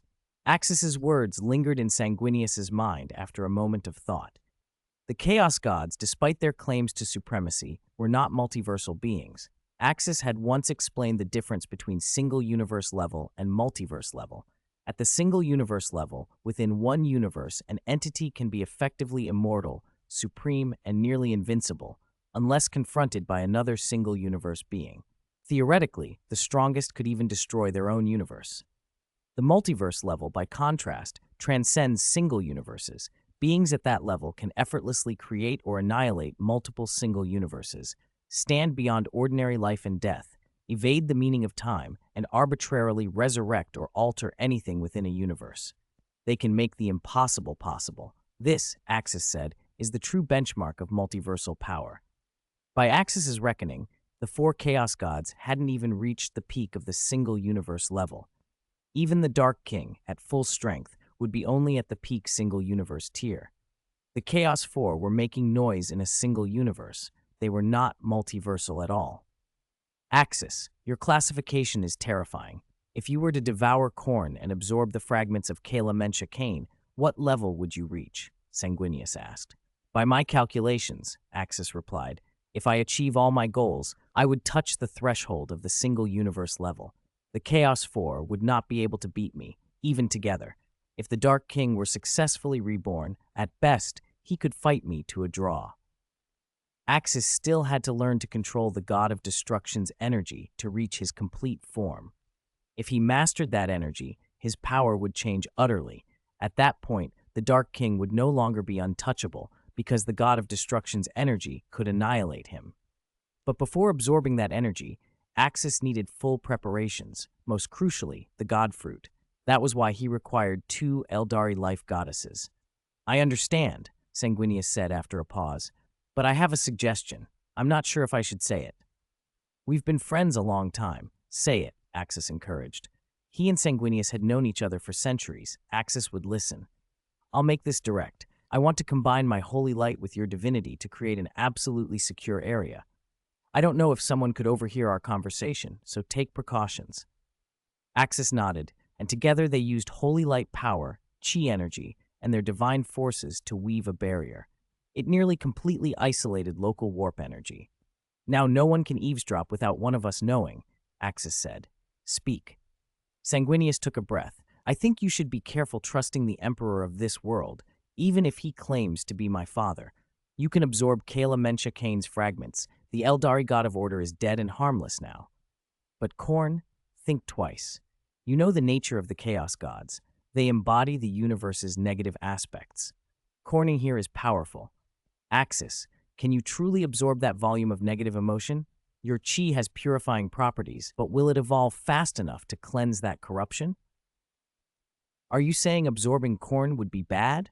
Axis asked. Yes. The Chaos Gods aren't benevolent. Your current strength is already formidable. Absorbing the Eldari God could raise your divinity, and the God Fruit would accelerate you. You can grow without taking on a Chaos God. Khorne's godhood is aligned with your path, yet can you digest the negativity he contains? Remember, as long as intelligent life exists, those negative emotions will keep surfacing. I worry, if you absorb Khorne's chaos godhood in this universe, might you become bound to this universe's warp and trapped here? Have you considered that? Sanguinius voiced his worst fear. The Chaos Four were the warp's strongest embodiments. Once born, they were deeply tied to the warp, and as long as it remained, were effectively indestructible. If Axis absorbed a Chaos God's power, he might become bound to this universe's warp, or even replace Khorne and become a new Chaos God. Axis was not a schemer. He could be deceived if he wasn't careful. What you say makes sense, Axis admitted. If he truly consumed Khorne's godhood, he might be overwhelmed by negative emotion and become tied to the warp. His advantage was his chi energy, and having a physical body in reality, he could defeat them in the material universe, and in the warp he wasn't helpless. But the risk was real. Sanguinius leaned forward. When did you plan to devour a Chaos God? Or who told you to do this? The Emperor of this world taught me, Axis answered. He said he used the method to devour part of the Dark King's power. He taught me so I could devour Khorne's godhood. That's it, Sanguinius said, voice tightening. From start to finish, the Emperor has been guiding you toward devouring the Chaos Gods. We've helped him and his Imperium, but are you sure he truly acts in our interest? Is he really my father, the Emperor? Axis frowned. What do you mean? Are you saying the one on the Golden Throne isn't the Emperor? From the moment he sat on the Golden Throne, he ceased to be our father, the original one who launched the Great Crusade 10,000 years ago. I discussed this privately with Mephiston, Dante, and Gilliman. The consensus is the same. The man on the throne isn't the same being. The Emperor of this world is near death when he took the throne and has served humanity for 10,000 years since. My universe's Emperor retained personality because of Axis, but the Golden Throne occupant here is different. Don't mince words. If you have suspicions, tell me directly, Axis said. Sanguinius met his gaze. Do you know why I didn't go to Holy Terra? Why I insisted you come to me? It wasn't to have you deal with the Tyrannid. With my power, I can handle a small Kronos fleet. I made you come here deliberately. I didn't want to go to the Emperor. You deliberately kept me away from the Emperor? Axis's expression changed. I suspect the throne occupant isn't the original Emperor. I thought he wanted to keep you in this universe. He told you to devour a Chaos God and said he had stolen part of the Dark King's power. That sent a chill through me. Before he sat on the throne, the Emperor here wasn't as strong as the Emperor in our universe. So why is he so powerful now? Faith helps, but what's the true source of that power? Sanguinius, don't tell me you suspect the throne occupant is the Dark King, Axis said, alarmed. Exactly. I suspect that. My own nature gives me two faces, a radiant archangel and a war-hungry blood angel. With your help, I built the holy archangel aspect, but at heart, I'm a bloodthirsty force. The Dark King is the source of all shadow power. Extreme darkness can appear as light, despair can masquerade as hope, the darkest evil can pose as holiness. Even if my holy light reaches its extreme, my war angel emerges. I sense a shadow power growing. I suspect the Dark King used the Emperor here, that the soul and perhaps the personality of your father were devoured. The man on the Golden Throne now may simply be the Dark King. He endures to let humanity supply him with power. Hope fuels him. You are the only one who threatens that. Logically, you should grow without needing chaos godhood. The fact your tutor taught you to devour is suspicious. The Emperor's power cannot truly devour the Dark King. Look at what happened to our world's Emperor and the Dark King here 10,000 years ago. The Dark King could influence our Emperor then, but now this Emperor seems to have subdued the Dark King and even stolen part of his power. Does that make sense? Axis's face darkened as Sanguinius laid out his reasoning. The pieces began to fall into place. If the Chaos Godhood itself was tainted, absorbing it might bind Axis to the warp and drown him in negative emotion. For Axis, the safer growth path was to eat the God fruit and then absorb the God of Destruction's energy, not the power of a Chaos God. You're right, Axis said quietly. I've been biased. The Emperor's behavior has been odd. When I cleansed the darker personalities from him, they were too weak, vanishing under my light. Yet the Emperor seems suppressed by them. That makes no sense. It's good you see it, Sanguinius said, but it's still speculation. We should test it. Let's find out whether the Golden Throne's occupant is truly the Emperor from 10,000 years ago, or whether the Dark King sits there now. Do you have a plan? Axis asked. Chapter 371. Temporarily return to the original universe. The answer of the Emperor of this universe. So, Sanguinius, how do you plan to test him? Or should we both go back to my universe and ask the Emperor directly? Axis said. Now that the Dark King had been dealt with by him, the Emperor had returned to his senses, and communication should work again. Asking the person involved was the most straightforward course. The one who knows you best is often yourself, and the Emperor could tell if his counterpart from another world was off. That's one option, Sanguinius replied. But if we go back now, will the Emperor of this world discover us prematurely? Your son is on Holy Terra, and there's Kasha to consider. The life goddess in this universe is also crucial to you. Probably not, Axis said. My power can't be monitored by him. If he could watch my every move, we would already be at a disadvantage, and he wouldn't need to play games. Then it's simple. I'll stall here a little. Axis, use your ability to slip back into our universe and ask Father about this. Come back fast, and don't let anyone know you were gone, Sanguinius asked. Not a problem. If it's just me, I can do it without anyone noticing, Axis said.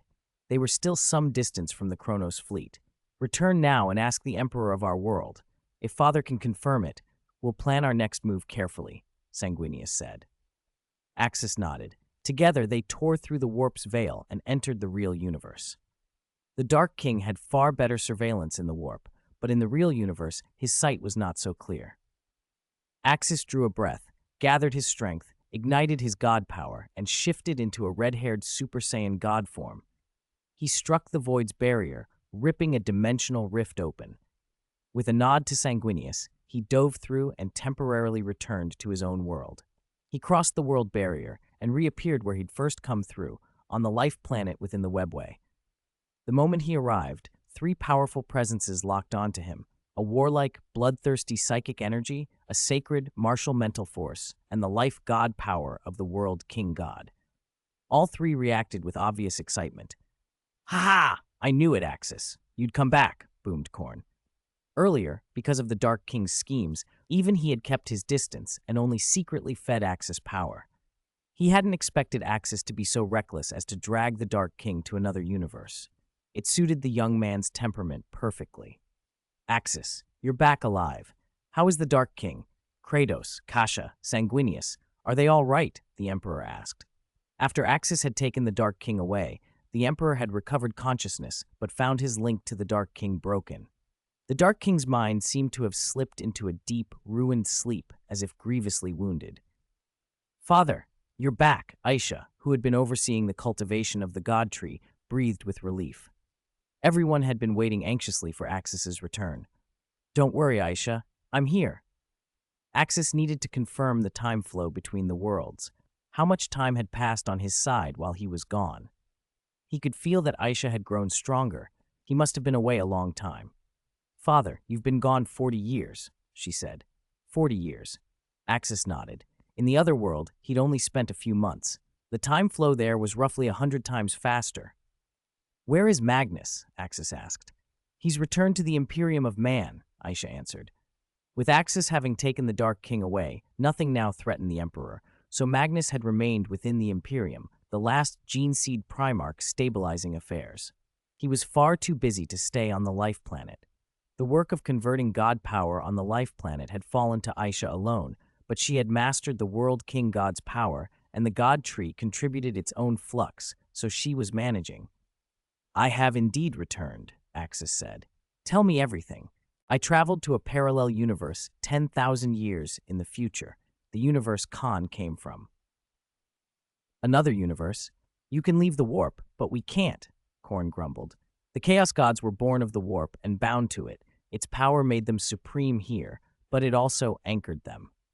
If you eat the fruit of God, you could take a physical body and travel worlds too," Axis offered. The effects of the fruit were well known. Khorne could one day have a body to match his power. "Enough talk. Tell me exactly what happened on your side. How are Sanguinius, Kasha, and Kratos?" the Emperor asked, concerned for his son, daughter, and grandson. He had driven off the Dark King, but he would not want to lose his children in the process. "Don't worry. Kasha, Sanguinius, and Kratos are all fine. We arrived in another world where, unfortunately, there was also someone calling themselves the Emperor.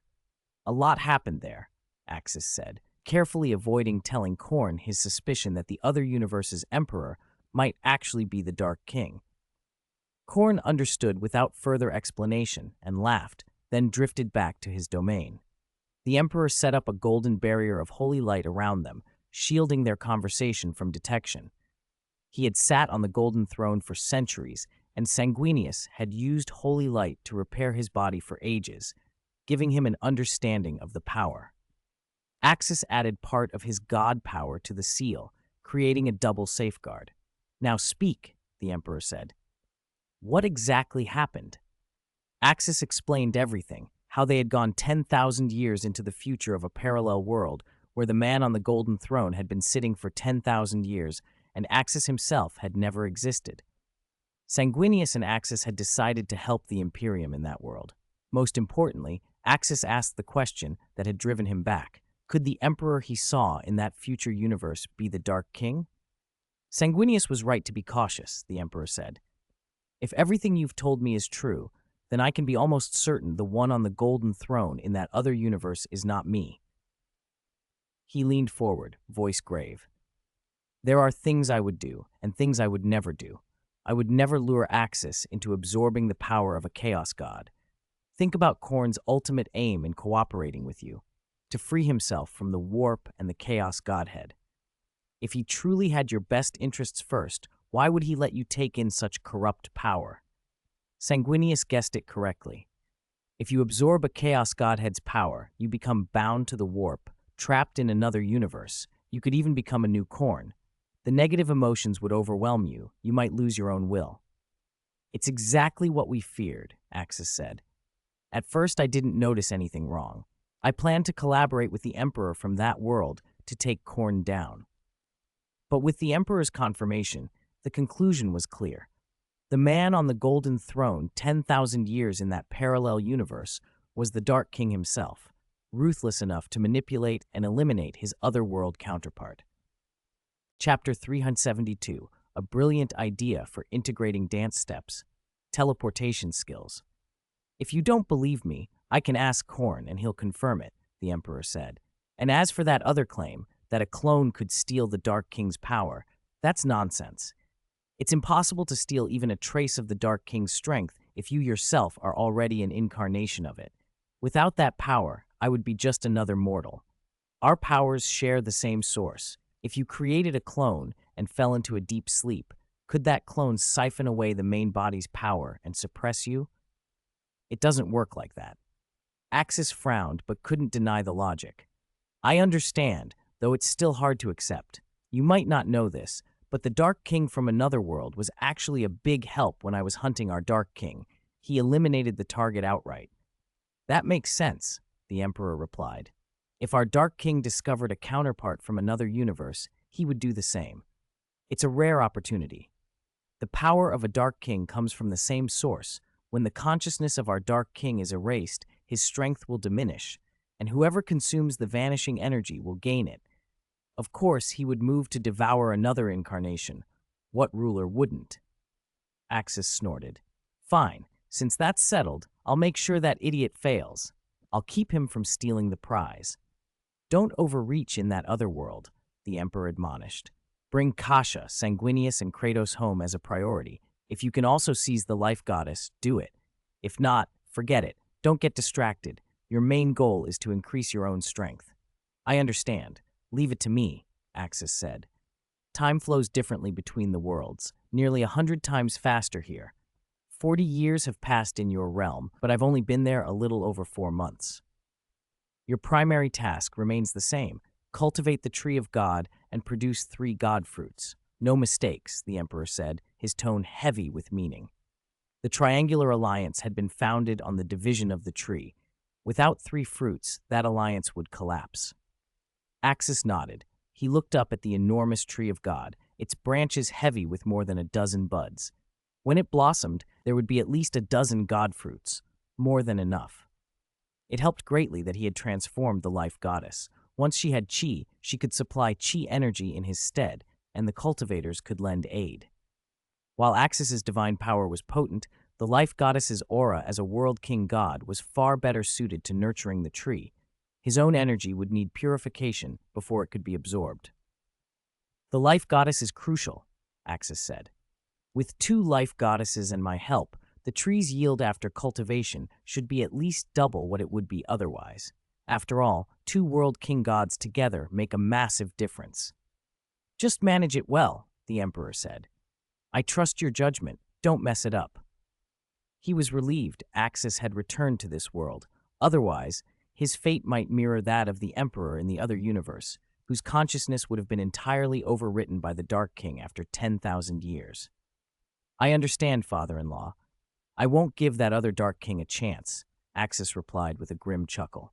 When will you return to the other world? The Emperor asked. Soon, Axis answered. The flows of time differ, so I'll stay here for a few months. Only a few days will pass there. I brought back some very valuable things. Oh, like what? Primaris Space Marine technology, Axis said.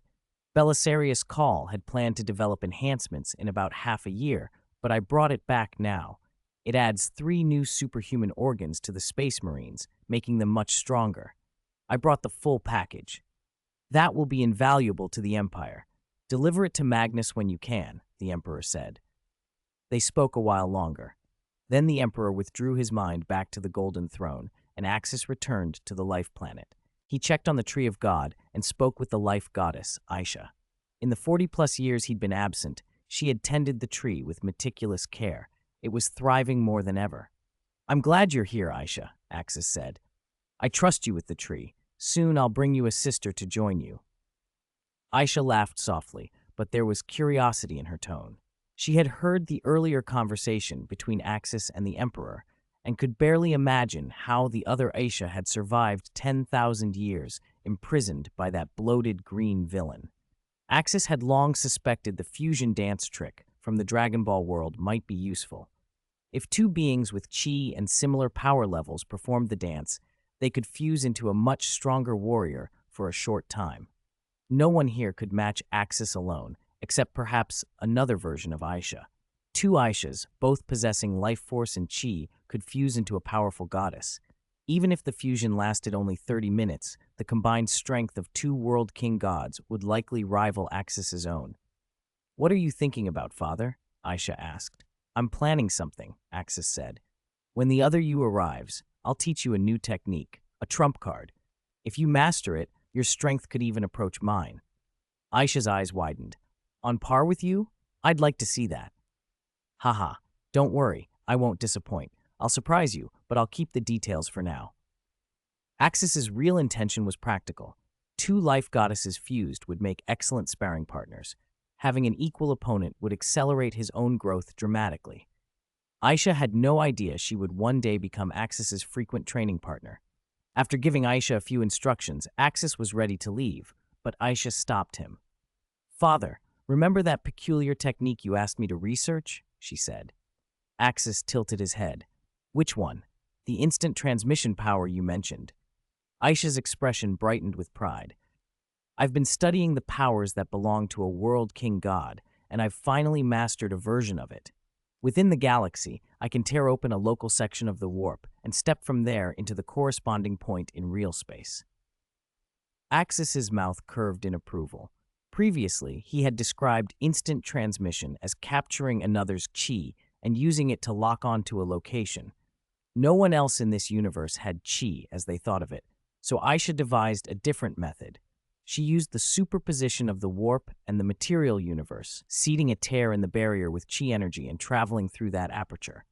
In practice, she could open a warp aperture and instantly appear tens of thousands of light years away in real space, faster than conventional warp travel or even the webway. I only mentioned it casually before, Axis admitted, pleasantly surprised. I didn't expect you to develop an alternate version. Excellent. Teach me. Aisha explained the technique step by step. First, you had to precisely target a location in real space. Then you used the warp overlay as the bridge for the transfer. The principle wasn't complicated. Once you understood chi energy and a few key tricks, the method was learnable. Axis practiced intensely. It took him 3 days to master Aisha's instant transmission technique. With it, he could travel not only within this world, but also return to the other Warhammer universe with ease and use the ability to outmaneuver the Dark King.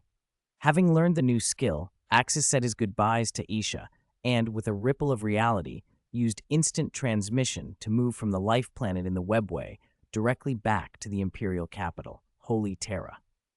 Chapter 373, Retrieve the Primarchs and Save the Primarchs. At that moment, Magnus had been assigned by the Emperor to handle affairs on Holy Terra. For 40 years, Magnus had been the lone gene seed Primarch of the Empire. Axis's return was met with celebration at every level of the Imperium. After 4 decades, a Primarch had finally come home. No sooner had he returned than Axis sought out Magnus. "Ha ha ha, this is wonderful, Axis. You've finally come back to the Empire. I knew you would return, so soon too." Magnus stepped forward and pulled Axis into a broad embrace. For 40 years, he and Father had lived with worry.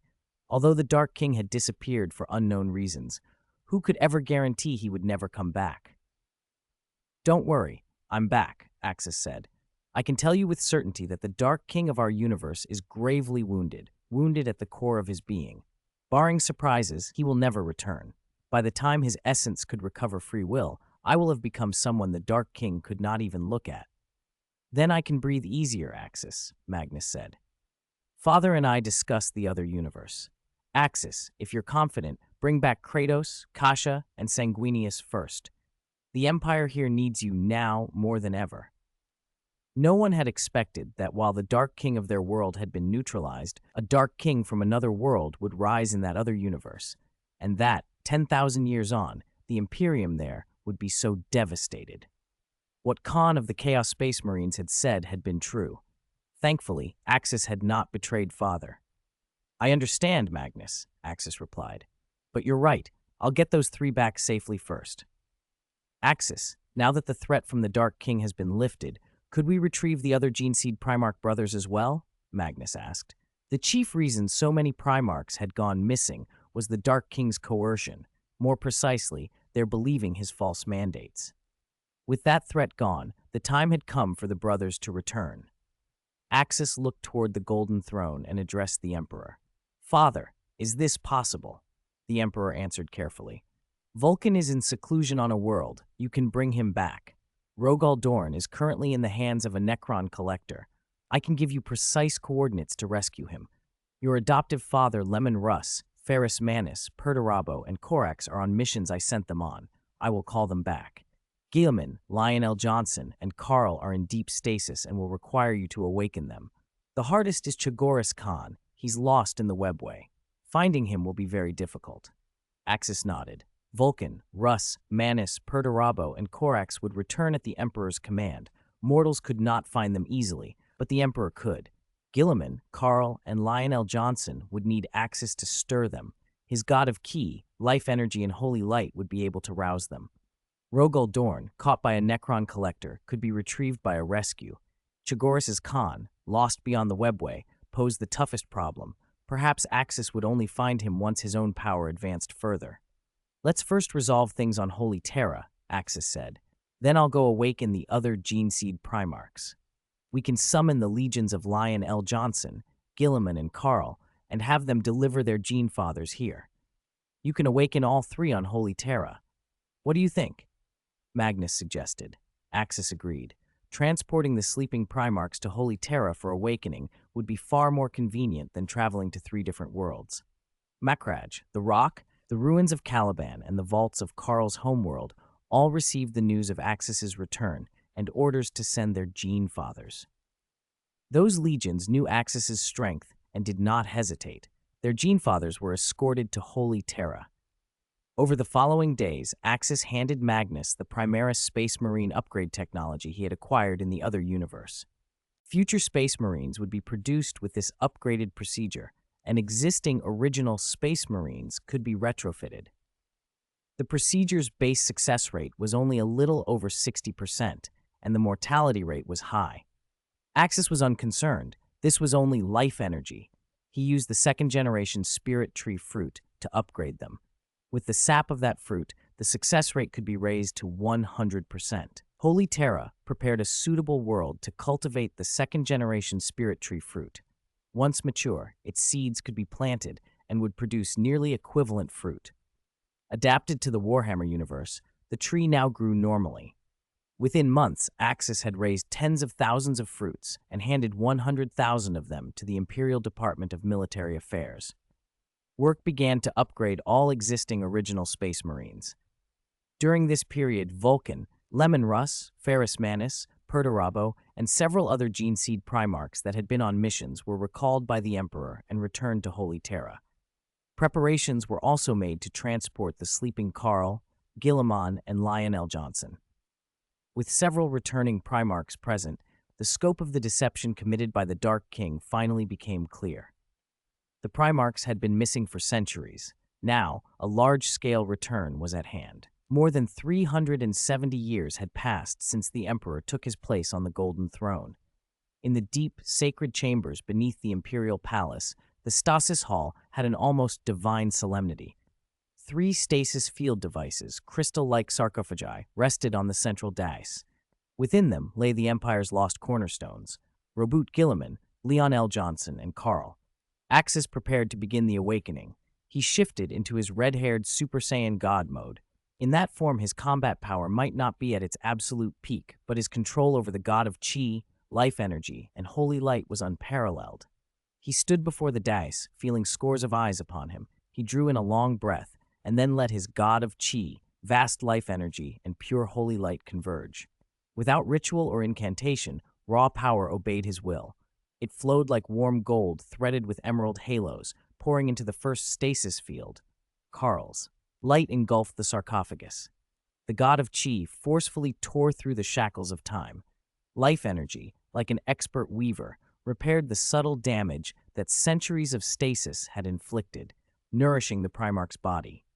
The holy light drove out the taint of the warp and purified the sleeping soul. A deep groan came from the luminous cocoon. The Primarch within suddenly sat up, breathing heavily.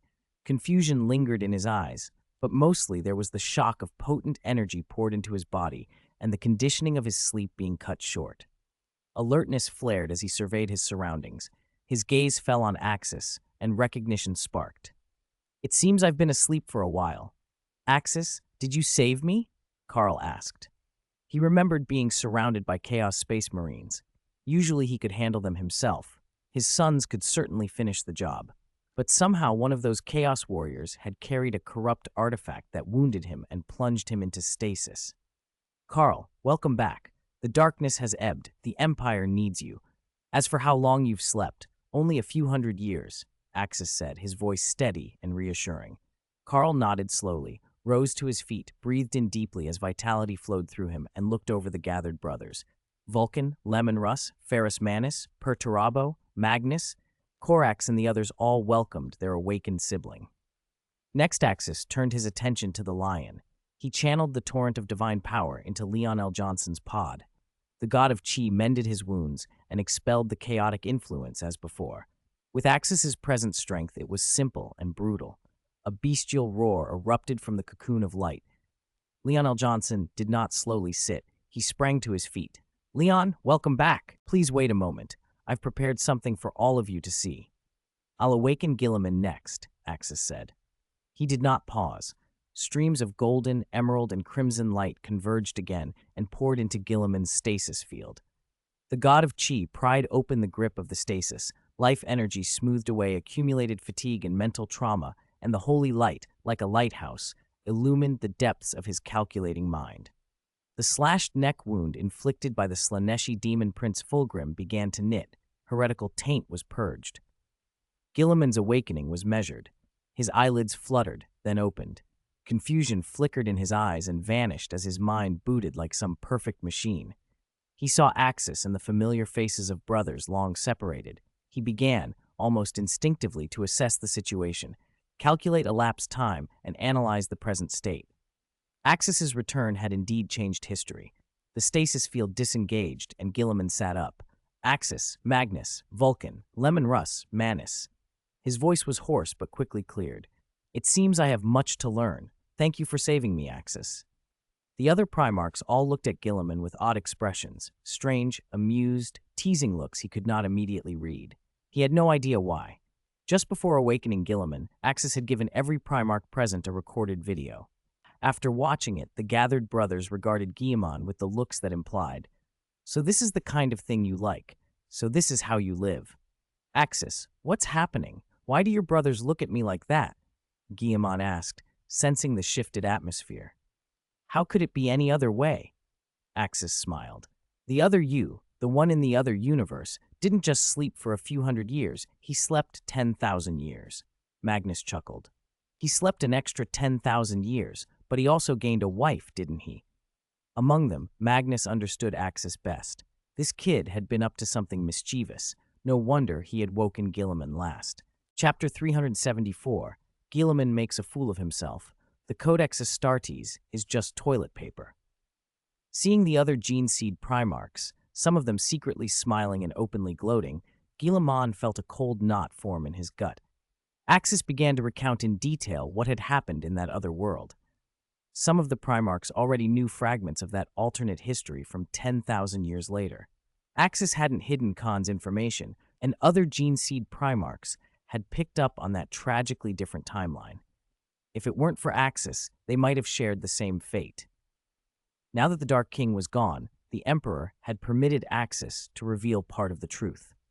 Perturabo, standing nearby, gave Guilliman a thumbs up. It only made Guilliman feel worse, like a beautiful blossom shoved into cow dung by comparison. I don't understand what you're saying, Magnus, Guilliman said, voice steady and stern. I've only just woken. Whatever happened to my other self in another world has nothing to do with me. He could feel Axis baiting him.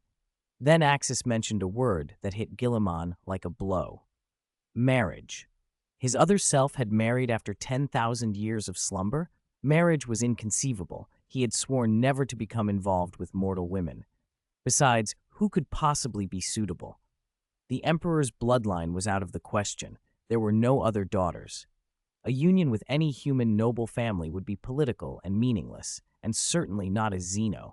Your taste is unique, Lionel Johnson said, recently awakened and looking at Guilliman with displeasure. As the eldest brother, Lion was protective of their kin's reputations. Marriage wasn't forbidden. Fulgrim had entered political marriages after all, but an Eldar bride was a different matter. Though they resembled humans, the Eldar were undeniably Xenos. Don't be so quick to judge, Magnus interjected softly. The Eldar are our allies now. They've helped humanity greatly in these years.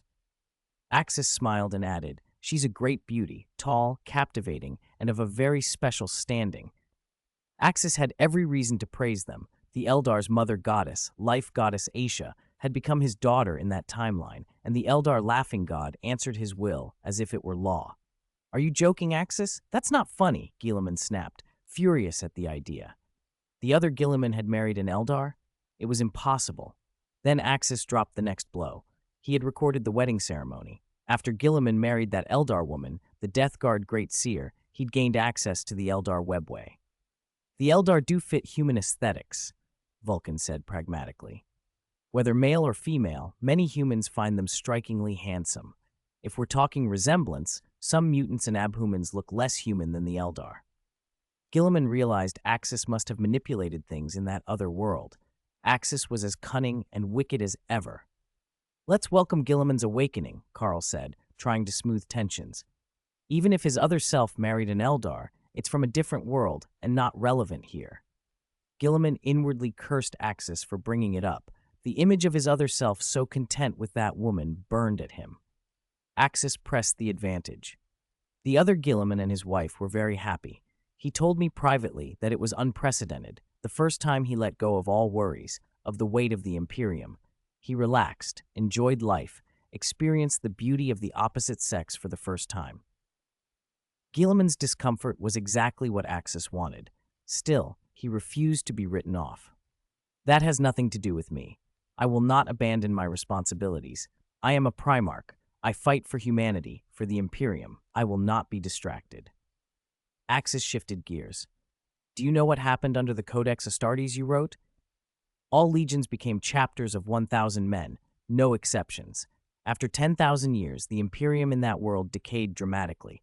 Space Marines dwindled to just over 1 million, and over 75% of them were your gene seed descendants. In effect, your progeny made up the bulk of the Imperium's military. The Codex's limits had come to dominate everything. Guilliman's stomach tightened. He had always intended the Codex to be a temporary measure, perhaps a few hundred, at most 1,000 years, to allow humanity to recover. It had never been designed to run for 10 millennia. Its strictures curtailed military mass, and if maintained indefinitely, would leave humanity vulnerable when faced with enemies requiring large-scale mobilization. So abolish the Codex, Axis said. All this disarmament stemmed from the Dark King's influence. Now he's gone, at least in our universe, and the human race can expand, purge enemies.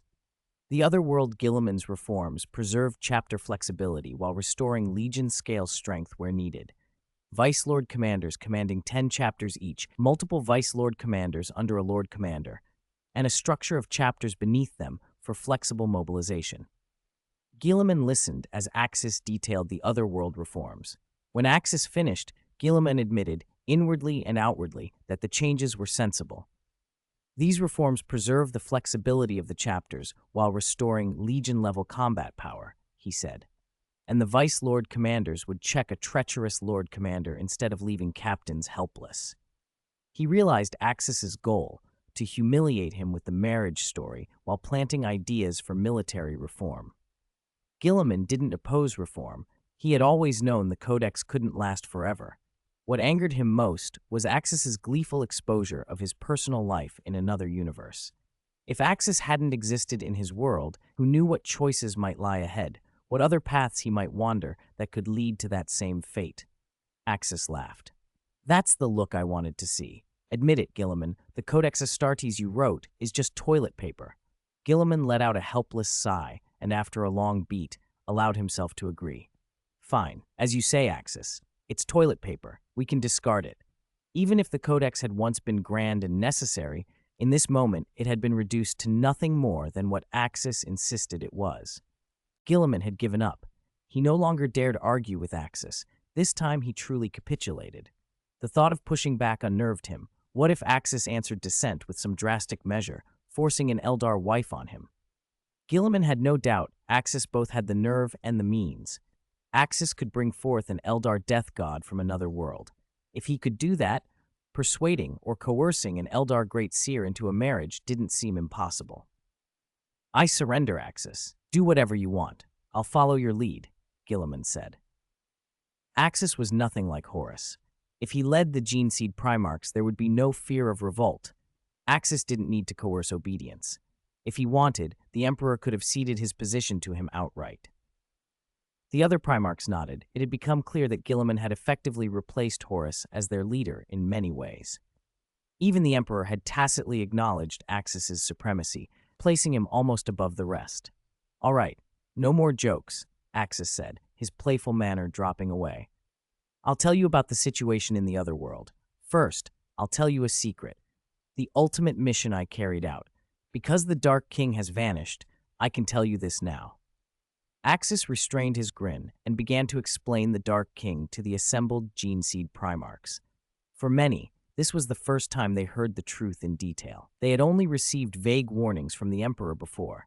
Now Axis laid out what the Dark King was and what he could do. The Dark King has the power to destroy the entire universe, Axis said.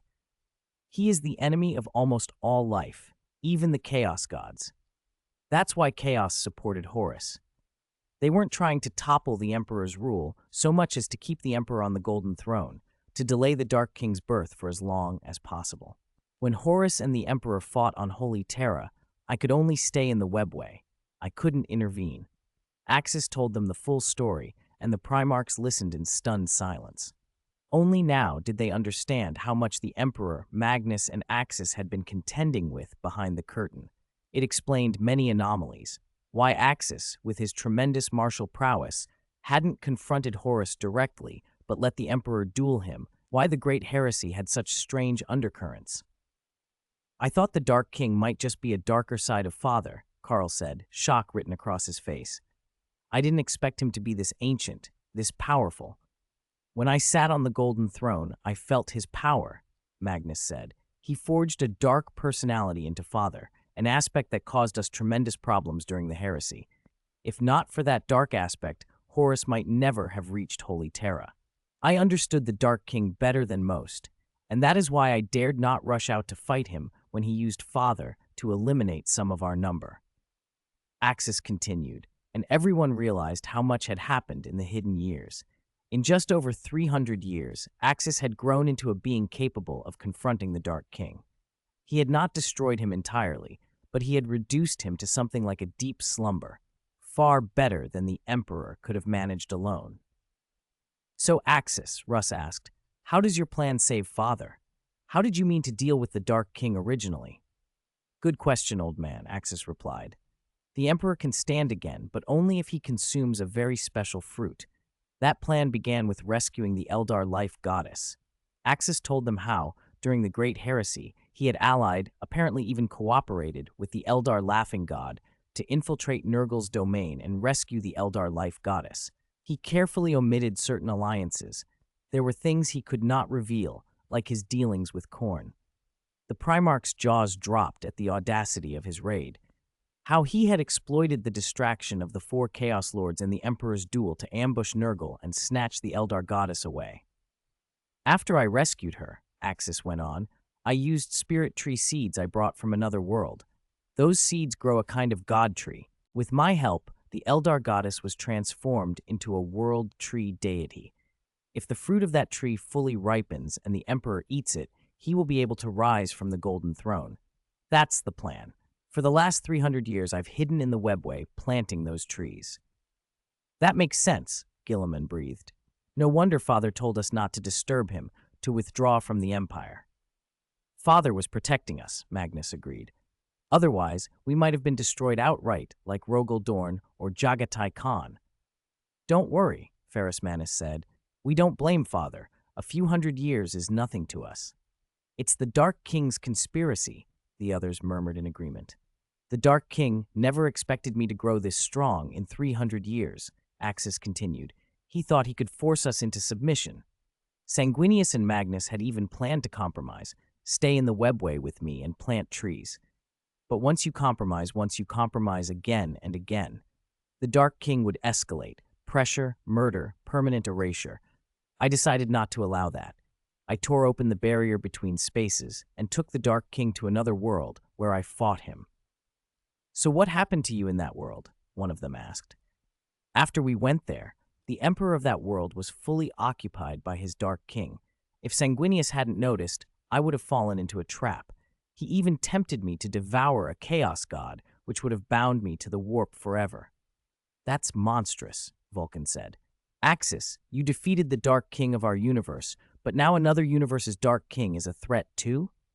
"Exactly," Axis said. "The Dark King we subdued in our universe was in an early form. The Dark King in that other universe had eradicated all of that Emperor's personalities and absorbed 10,000 years' worth of despair from every race. He can draw on emotions, not just human. He could rise from the Golden Throne at any time and be fully restored. I'm not confident I could defeat him now. If Axis had been able to beat a fully realized Dark King, he would not have returned early." That uncertainty made everyone uneasy. "So what do we do?" Russ asked.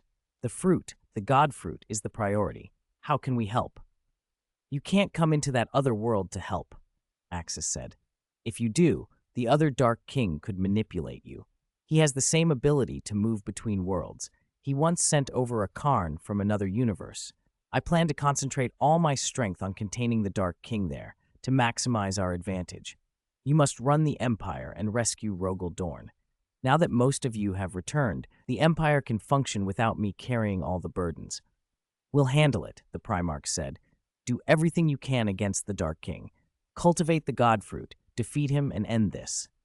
"That's the plan," Axis said, "and that's a must." What Axis needed now was to secure the stability of the Empire. Khan could not be saved at the moment. That would have to wait for a future solution. The rescue of Rogel Dorn would fall to the other Geneseed Primarchs. The Primarchs of his world had been strengthened. Facing a Necron overlord was no longer insurmountable. Magnus's potent psychic arts could counter some Necron technologies, and the Primarchs also wielded holy light magics. The Necrons' psychic confinement tricks could hamper raw psychic power, but they were largely ineffective against holy light and the lupine might of the Wolf King, Leman Russ. The meeting lasted several days. Axis and the other gene seed Primarchs hashed out countless matters and mapped the Empire's future direction. When it was done, the Primarchs would return to their mothers and rejoin their legions. Legion's strengths would be increased, each expanded to over 100,000 souls, and the splinter chapters that had broken away would be re-recruited, reverting into flexible battle chapters that could obey Imperial commands and rush to fight anywhere in the galaxy. Primaris upgrade technology began to be widely distributed, and another technological leap spread through human society. It had been over 5 centuries since Axis first introduced the hyperspace engine, and the Emperor had sat on the Golden Throne for more than 370 years. During that time, humanity had made breakthroughs in hyperspace travel. Ships now routinely exceeded 60 times the speed of light, and the hyperspace engine could be installed on every class of Imperial vessel, from cruisers to battleships. Systems within a few hundred light-years were now well connected. For truly long distances, the webway handled the most important routes. Warp travel had fallen by roughly 70%. Fewer than 30% of ship movements now relied on the warp, limited to smugglers, illegal merchants, and pirates. Imperial ship movements were now reinforced and guided by improved Gellar fields, the Emperor's psychic presence, and the Astronomicon. With the addition of the Pharos system, the Emperor no longer needed to constantly burn the Astronomicon or consume 1,000 psychers every day. Before he left, Axis gave the Emperor a full-body cleansing with his divine power and life energy.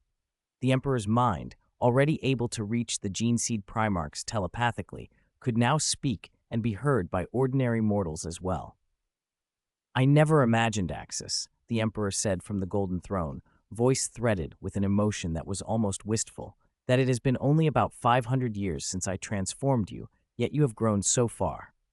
The Emperor's original fate had been tragic, condemned to rot on the throne, but Axis had reversed much of that. The Empire was on the mend. Apart from remaining on the Golden Throne, the Emperor was now nearly himself again in many respects.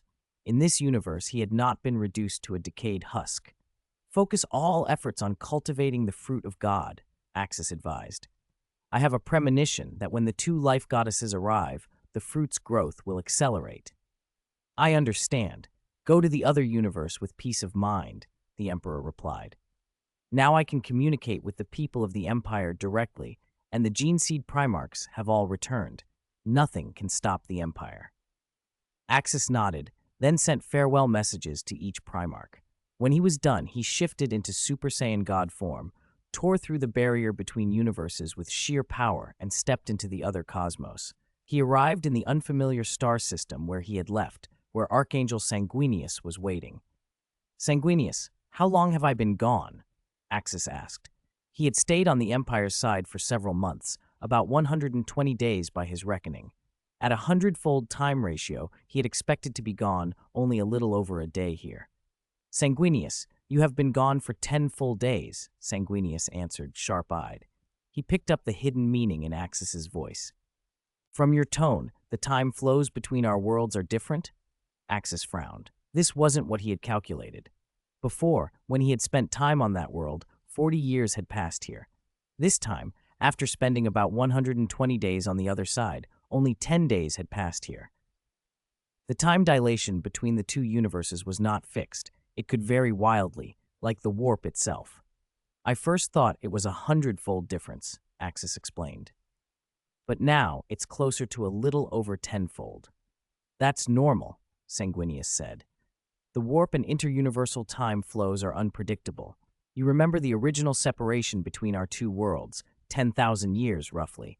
From my point of view, this fluctuation is not surprising." Sanguinius then asked the question on both their minds. "So, Axis, how did things go in your other world? Did you see Father?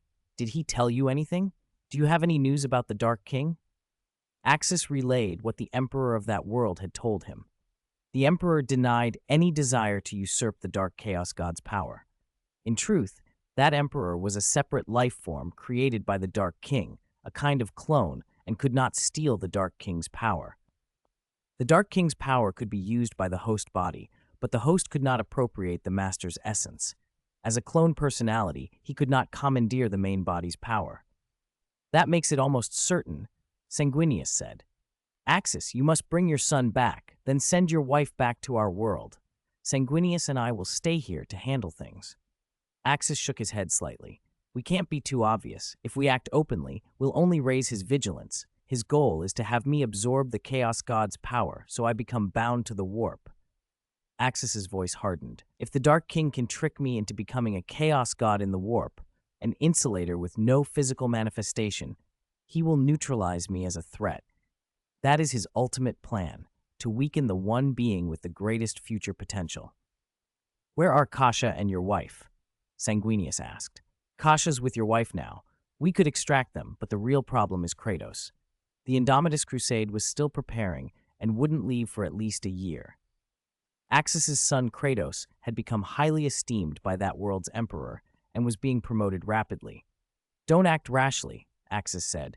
For now, the Dark King won't move against Kratos. My priority in this world is to bring back the Life Goddess. The Plague War is coming soon. I'll need your help then. The Dark King didn't yet know that Axis and Sanguinius had seen through him, so Axis planned to kidnap the Life Goddess, then take his wife, child, and Sanguinius and escape. He would not leave Kasha behind to die. She would come with them. You should move quickly, Sanguinius said. I'll stall him here as long as I can. First, let's deal with the Kronos Hive fleet, Axis said. After we destroy them, we'll meet Kasha. Don't tell them about the Dark King or about the Emperor yet. I'll hide the truth for now. It would be too cruel to reveal it immediately. You don't need to worry about the Kronos fleet, Sanguinius replied with a small smile. They're on a path I expected, the route Tyranids take in real space. They'll be here soon. I chose this desolate system as an interception point. If you hadn't been able to return in time, I would have intercepted them myself. They're only 5 days out, Sanguinius said. We can wait and welcome them. Excellent. Axis's grin was feral. I've learned instant transmission. Let's go finish them. Instant transmission? Is that the technique you mentioned before? I'm curious to see it. Axis smiled, took Sanguinius's arm, and vanished. In an instant, they reappeared at the edge of the Tyranid Kronos Hive fleet. Before them sailed a crimson sea of biomass, dozens of hive ships and more than 300 bioships. Their sudden appearance startled the swarm. I'll watch your performance, Axis, Sanguinius said. You can take it easy, Axis replied. Now it's my showtime. The golden aura flared around Axis in the cold vacuum, dazzling like a sun. He shifted into his Super Saiyan state, raw strength and speed magnified. He fixed his cold killing intent on the heaving mass that devoured Starlight, the Kronos fleet. Then he vanished. In the next breath, he was in the heart of the Hive fleet's vanguard. A colossal bioship loomed before him. Monstrous jaws, bone plates, a hull slick with alien ichor. The stench of living machinery rolled through the void. Without theatrics, Axis punched. Golden light surrounded his fist, pure, condensed force, and it slammed into the ship. The explosion was soundless to empty space, but in scale it rivaled entire broadsides. The bioship shattered as if struck by a hammer. Its resilient chitin split, vaporized, and then the hull disintegrated layer by layer like burning paper. Green flesh, broken carapace, acid and shredded biomass spewed and scattered in the vacuum, a brutal, fleeting firework of organic ruin. That was only the beginning. Axis became a streak of gold, zigzagging through the Hive fleet at speeds that blurred sight. He dashed from ship to ship, each flash followed by another devastating strike. Whoosh, whoosh! Wherever he struck, Tyranid vessels ruptured and collapsed, their engines sputtering, their biomass dissolving in the wake of his fury. A golden qigong wave, compressed to its absolute limit, erupted from Axis's palm. It cleaved through several escort-class Tyranid bioships as if they were twigs, skewering and stringing them together, and they detonated into dust in a violent explosion. Axis rocketed forward and kicked the side of a battleship that had been trying to target him with its bioplasma cannons. The force warped and caved in the twisted hull. Internal structures exploded like a crushed insect, green viscera spraying out and freezing instantly in the vacuum. To the Tyranids, Axis was incomprehensible.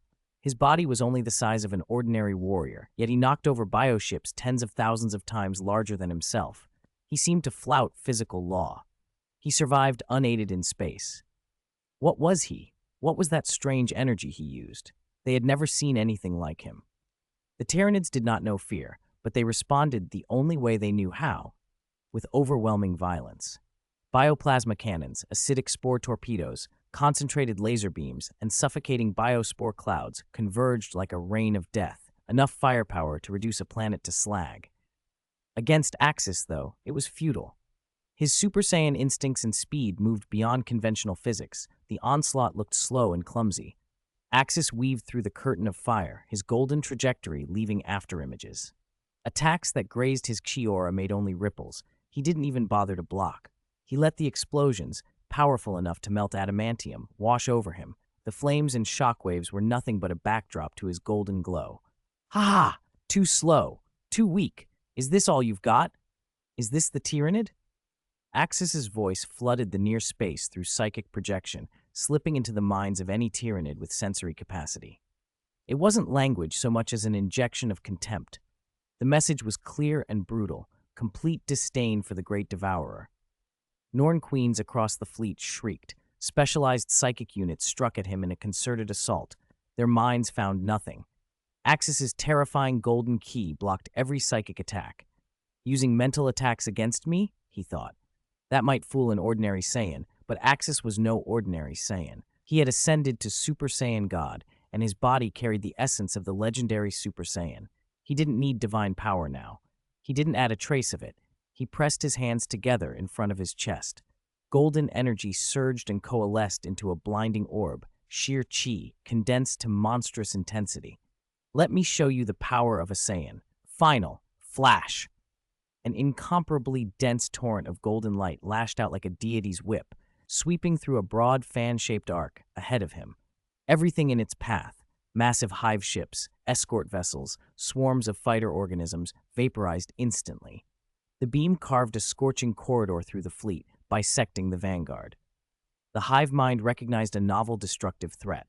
Surviving bioships twisted their formations, trying to concentrate fire and unleash sky-darkening swarms of devourers, the tiny biological weapons that could consume matter and energy, like a living storm tied toward Axis. He snorted. Garbage is still garbage. Might as well pulverize you. Axis spread his arms. A violent auric expansion roared outward from him like a mini supernova. The golden sphere blossomed away from his body, like a self-destruct wave that didn't damage its source, but annihilated everything that touched it. The shockwave swept across tens of millions of kilometers. The Devourer swarms hit the invisible stellar barrier and were obliterated the instant they touched the golden chi. Not even fragments remained. Peripheral ships were blown apart like leaves in a gale, hulls cracked and tore under the strain. The battle turned into a massacre. Axis was an unrivaled golden god of war at the center of the carnage. Every strike carried the force to destroy worlds. The Kronos Hive fleet, capable of terrifying entire sectors and forcing the Imperium to commit heavy defenses, was brittle before him, like toys before a hammer. Sometimes he streaked through formations, fists and boots detonating giant ships mid-flight. Sometimes he waved his hands and dense golden blasts, like a meteoric downpour, pierced ship cores one after another. Sometimes he condensed a colossal energy blade and casually cleaved a battleship in half. Green ichor shredded biomatter, and burning wreckage painted the most brutal tableau in that sector of space. The Kronos fleet dwindled visibly. The hive mind shrieked, trying to withdraw, but Axis's speed made retreat impossible. He materialized precisely where the formation bent or attempted to flee and smashed the maneuvers to atoms. It was total domination. Sanguinius hovered at the battlefield's edge, his golden wings gleaming in the explosion light. He watched the miracle of violence unfold. Axis's fighting style was still as savage and efficient as ever. The outcome matched his expectations. The Tyranids were helpless against an anomaly like Axis, even at first stage transformation.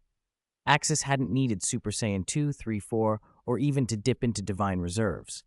A single Super Saiyan was enough to crush most life in the galaxy. Even a gene-seeded Primarch would be helpless. Sanguinius didn't need to draw his sword or mop up stragglers. Axis would leave none. At last, Axis's final flash tore through the core hive ship and detonated its internal bioreactors in a chain reaction. The Kronos hive fleet's last shred of resistance collapsed. The remaining ships were reduced to cosmic dust by the pursuing golden blasts. In a matter of hours, a branch of the Tyrannid swarm that could have threatened several star sectors had been utterly annihilated by one scion. The cold emptiness left only freezing fragments of Tyrannid flesh and twisted wreckage, a silent testament to the slaughter. Axis's golden aura ebbed. He returned to his normal form, hovering amid the debris-strewn graveyard, a faint post-battle exhilaration curving his lips while his eyes stayed razor-sharp. "Trash," he said calmly. "I thought they were stronger." Sanguinius drifted beside him, staring at the ruined fleet. "They would have been dangerous to anyone else," he said. "If this swarm had faced the Imperium, the Orcs, or Chaos, they could have inflicted terrible losses or even wiped out whole sectors. You were the difference, Axis." "This was only a tendril of the hive," Axis replied, looking into the distant stars as if he could see the great devourer itself beyond the galaxy. "I'm looking forward to the main body." "Whatever happens, don't let them harvest any of your tissue," Sanguinius warned. "The Tyrannids are masters of biological adaptation." Axis shrugged. "Relax. Since I ascended to a god, my physiology changed. I don't shed blood or skin, not the way they could use. My current body is effectively immortal. No one can clone a god." He grinned. "Let's go meet Kasha and the others." That was a good warm-up. He grabbed Sanguinius and, in a flash of golden light, used instant transmission. Their figures vanished from the blasted graveyard, leaving behind only Tyrannid detritus and a hive mind deep in the warp, burning with shock, rage, and starving hunger. It had marked that golden destructive power as a highest-level threat, an imprint the swarm would not forget. At this moment, the two Kashas were leading their fleets through an unfamiliar starfield, the Hades Gate system, where a brutal war had raged not long before. The Imperium of Man's fleet and tendrils of a Tyrannid Leviathan had clashed violently, and the space Necrons had been drawn into the maelstrom. In the end, the Necrons deployed an ancient device here, the Great Prism, detonating a gas giant and wiping out all life in the system. The Tyrannids withdrew. Humanity pulled back as well. With the prey gone, the Necrons enjoyed a rare period of quiet. On a dead, frigid fringe world in Hades Gate, Perdita, there lay a Necron tomb world, the domain of the Mephrit dynasty. The Mephrit were specialists in stellar destruction from the war in heaven, their tomb technicians once mastering the terrible science of catalyzing stars towards supernova. They were equally adept at drawing inexhaustible energy from stellar cores. In the dynasty's heyday, their stasis worlds were clustered in the Ultima Segmentum under the rule of the overlord Zarathustra. An inquisitor aboard an imperial vessel was briefing the two Kashas as they reviewed reconnaissance. Rumor and pedigree made both women notable. Some whispered they were daughters of the emperor, one even styled Grand Princess, so the Inquisitor showed them the deference proper to such blood. "I thought the Necron accompanying Dante was Anrakir the Traveler," the Kasha from 40K said, surprised. "How did it become Zarathustra?" "Inquisitor Kasha, the Necron coordinating with us, is indeed Anrakir," Dante answered. "This planet, however, is Zarathustra's tomb. The dynasty is fractured, there is no Pharaon at present, and the overlords are vying for control." "How did their Pharaon die?" Kasha, Axis's wife, asked. Mephiston spoke up. "Khorne the Eternal, the Mephrit Pharaon, was assassinated by an Eldari killer. The Eldari possess methods to utterly destroy even high-ranking Necrons." "So it was psychic power," the other Kasha said. At that instant, a golden flare cut through the ship. Axis arrived, accompanied by Sanguinius. Space Marines around them went immediately to alert positions, bolters raised, until Dante and Mephiston signaled them to stand down. The newcomers were their gene fathers. The being with Sanguinius was the legendary Axis, the gene seed primarch of a new age, the man the great gene father himself had acknowledged as surpassing him in certain terrors. "Kasha, you're here. Looks like that Tyrannid scouting force is finished." Axis's wife smiled, pride rippling in her voice. The other Kasha felt the green-eyed sting of envy. Axis merely smiled. Recent events in the Pariah Nexus had shown the Necrons could be struck down in ways that prevented their reanimation protocols. During the Indomitus Crusade, Gilman had slain high-ranking Necrons with the Emperor's sword, and they could not rise again. The Eldari had their own lethal methods. Axis possessed similar means. His ship, the Morning Star, harbored a time Necron, One axis had bound in a way that bordered on giving it a soul. The Necrons of his homeworld had only recently begun to awaken on a large scale. By the late 42nd millennium, they would be erupting into war again with the Imperium. Humanity's hope that the Necrons might become allies against the Tyranids was, in the end, wishful thinking. To the Necrons, humans and Tyranids were both lower forms. "How will you deal with this overlord?" Dante asked, turning to Sanguinius. "And Dante, what is your standing with these Necrons?" Sanguinius added. "We allied out of necessity against the Tyranid," Dante replied, honest and cold. "But when they detonated the gas giant, they showed no regard for us. We fought beside them only to protect the homeworld of the great Gene Father. We are not their allies." Sanguinius considered this, then decided. "Then this is clear. It's a prime opportunity to test your mettle. Mephiston, Dante, lead the strike and take Zarathustra alive. I want information. Treason the Infinite's traces and holdings must be known." The Necrons would not be treated as equals. Their tombs were to be reclaimed in the Emperor's name. "Understood." The Blood Angels go for the great Gene Father, Dante and Mephiston answered in unison. Both had consumed the spirit tree fruit and undergone Primaris uplift. They were stronger than ever, brimming with confidence. Under Dante's command, several hundred Blood Angels assembled. Mephiston, as chief librarian, opened the psychic corridor.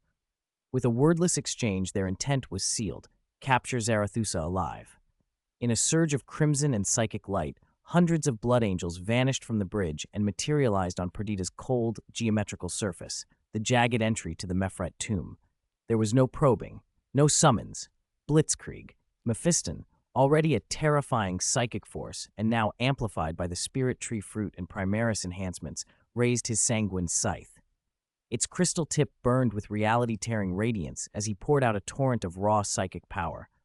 The tomb's eerie green energy barrier shrieked under the onslaught, then shattered in a cascade of light, revealing an ancient metallic aperture carved with runes. "For Sanguinius, for the Emperor, for Lord Axis." Dante's roar echoed as he plunged through the breach. Clad in Terminator armor, chainsword roaring, he was a crimson avatar of death. Behind him, the Blood Angels poured in, bolters barking, new graviton weapons ripping through the air, meeting Necron warriors and flayed ones spilling from the darkness. In the cramped, angular corridors, the Blood Angels' enhanced reactions and strengthened bodies gave them unmistakable advantage. Gauss bolts stitched across the passages, but the Primaris Marines advanced like predators in their element, pushing the surprised Necrons back. Alarm wails echoed down the tomb's veins as Zarathustra stirred and began issuing commands. Mephiston's psychic shield moved like a mobile fortress, clipping and deflecting the fiercest enemy fire, while psychic lightning and mind blasts struck precise, crippling blows. Destroyers collapsed into slag and swarms of scarabs were blasted into shimmering motes. The assault hammered deeper into the heart of the Mephrite tomb, unrelenting and inexorable. Chapter 379. Capture the Undead Overlord Alive. The whereabouts of the figure King Dante, leading a large force of Primaris Blood Angels, pushed into the tomb's core, a vast, vaulted chamber.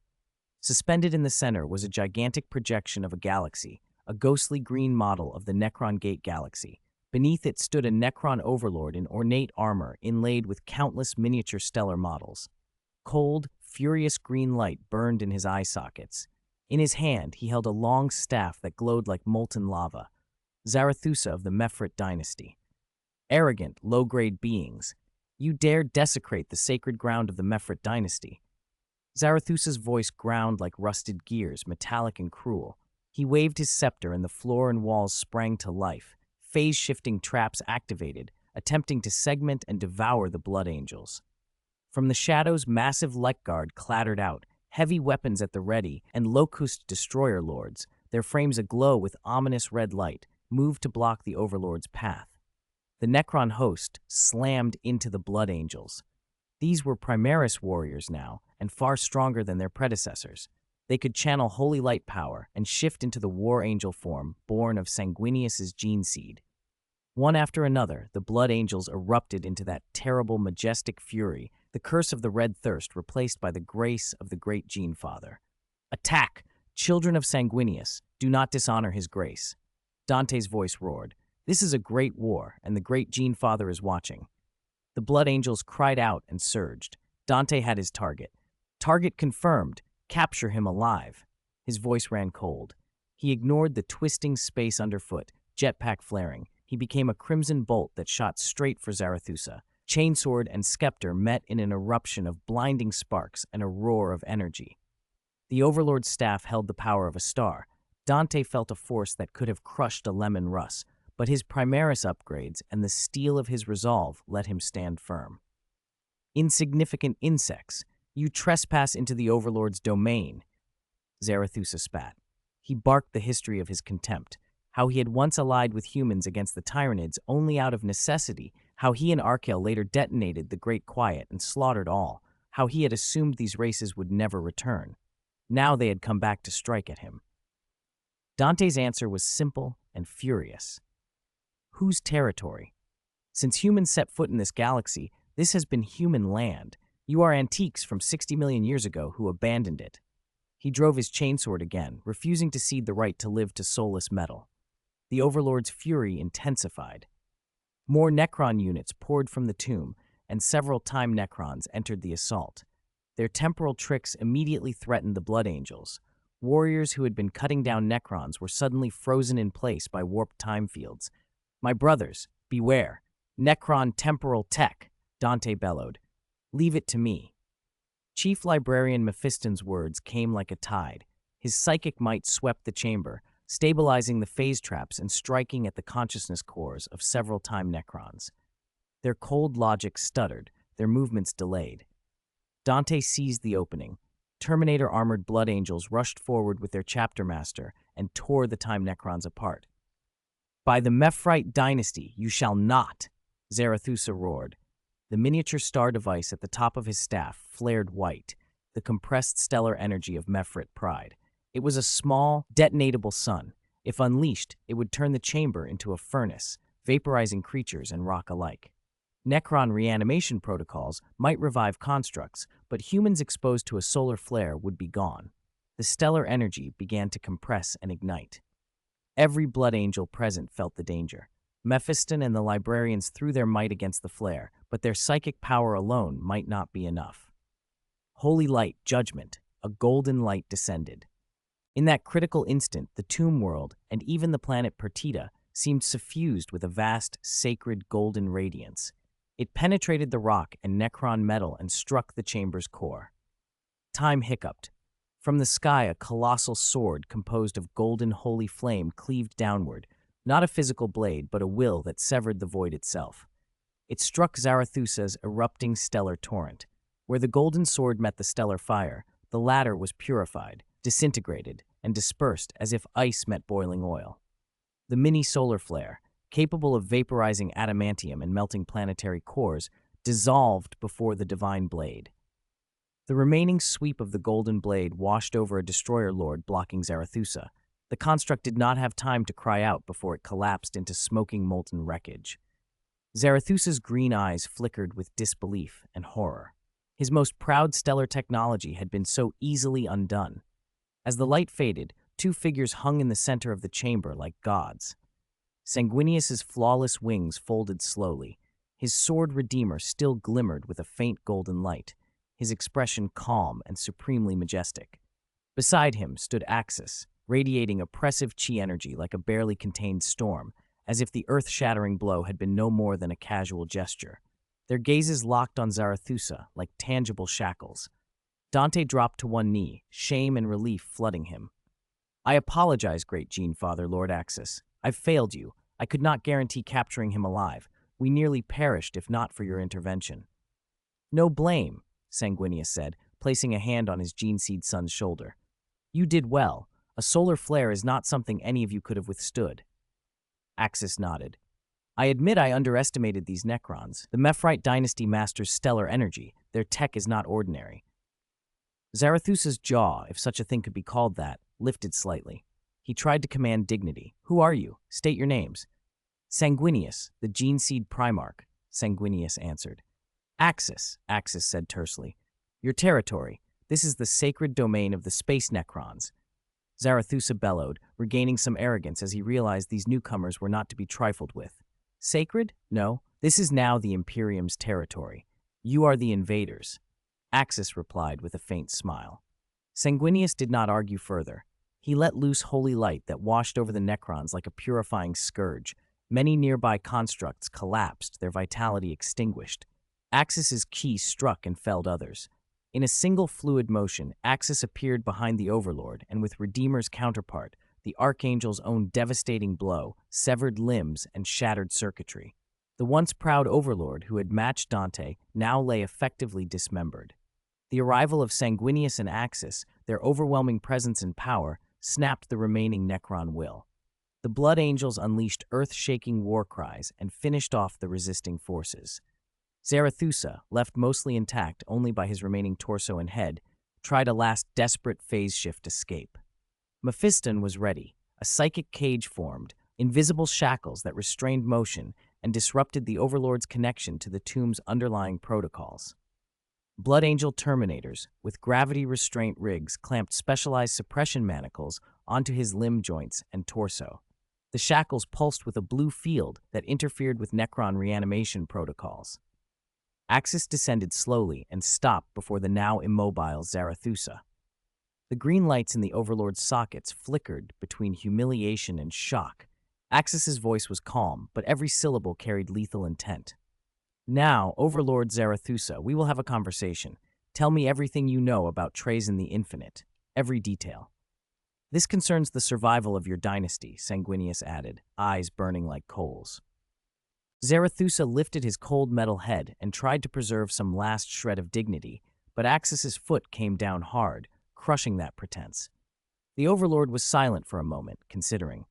Trazyn's name among the Necrons was at best notorious. Betraying him would cost little. Perhaps, too, he hoped these two powers might end that shameful thief.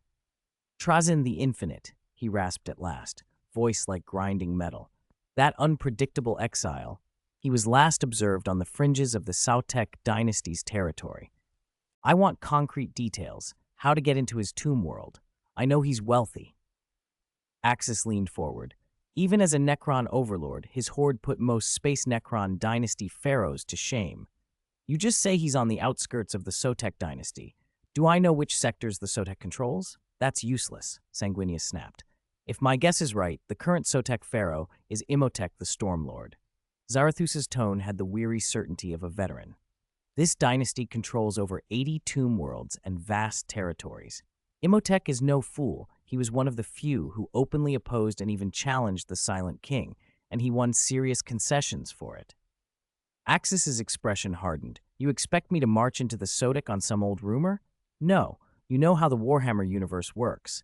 There's no honor among the immortal. Trust a rival's intel and you're courting death. You do realize I'm not clueless about the Necron dynasties, Zarathustra protested. But I don't know where Trazyn is now. Zarathustra's admission was met with derision. So you think I don't understand the dynasties? Two powerful beings want to know why I would hunt that petty thief? Sanguinius scoffed. The Sotek are among the strongest dynasties, possibly the strongest. Then there's Trazyn's dynasty, Neelach, Zarathustra added, grudgingly informative. It's isolated in a pocket dimension. Before the war in heaven, it plundered 1,000 civilizations and became the richest of them all. Even though Trazyn was exiled from Neelach, he kept his own tomb world and his pocket universe. That's why he's so hard to track. He hides in his pocket universe. Axis's gaze sharpened. Trazyn stole something from me. To him, it might be just another trinket. Curious, he calls them. To me, it matters. Zarathustra's expression shifted into something like pity. Of course, anyone looking for Trazyn had a grievance. The rogue had stolen from everyone at some point. I can tell you this, Zarathustra said at last. The last reports I have placed Trazyn in the frontier regions of the Sotek dynasty. From when? Sanguinius asked. From before our slumber, Zarathustra replied. My tomb world only woke slightly over a year ago. Axis went ice cold. You're handing me information from 60 million years ago? Zarathustra's metallic head trembled in protest. We were asleep for 60 million. What useful intelligence could we possibly have? You barged in, demanded information about that rogue, and this is all I know. You expect me to believe that? Axe's voice was filled with contempt. He reached out and twisted. Zarathusa's head came away in his grip. If you lie to me, I'll erase you. Your resurrection protocol doesn't save you from me. The Necron head, still somehow animated, complained in a tiny metallic voice. I told the truth. If it weren't for the Tyranid incursion, I'd still be sleeping. I only woke recently. Don't be hasty, Sanguinius murmured. He may be telling the truth. The Sotek might not have fully awoken when Trazyn was last seen. Axis sneered. He doesn't even know Trazyn showed up during the 13th Black Crusade. Useless. But Zarathusa pleaded, alarmed. You promised you wouldn't kill me if I helped. Honor the pact. Axis answered coldly. I promised not to kill you for giving me information. I never promised to let you go free. You gave me 60-million-year-old intel and pointed me at the most powerful pharaoh in the sector. I don't become anyone's pawn. Zarathusa's metal voice lowered to a confidential tone. There is one who might know. Anrakir the Traveler. He's one of the few overlords to have kept full self-awareness after awakening. He wanders the galaxy, aiding dynasties for a price. 1/10 of their wealth and 1/10 of their forces, usually. He's amassed armies and holdings from many dynasties. If anyone knows where Trazyn is, it's him. Can you contact him? Axis asked. Yes. He answers Necron distress signals. I can give you a device that simulates a Necron overlord under attack.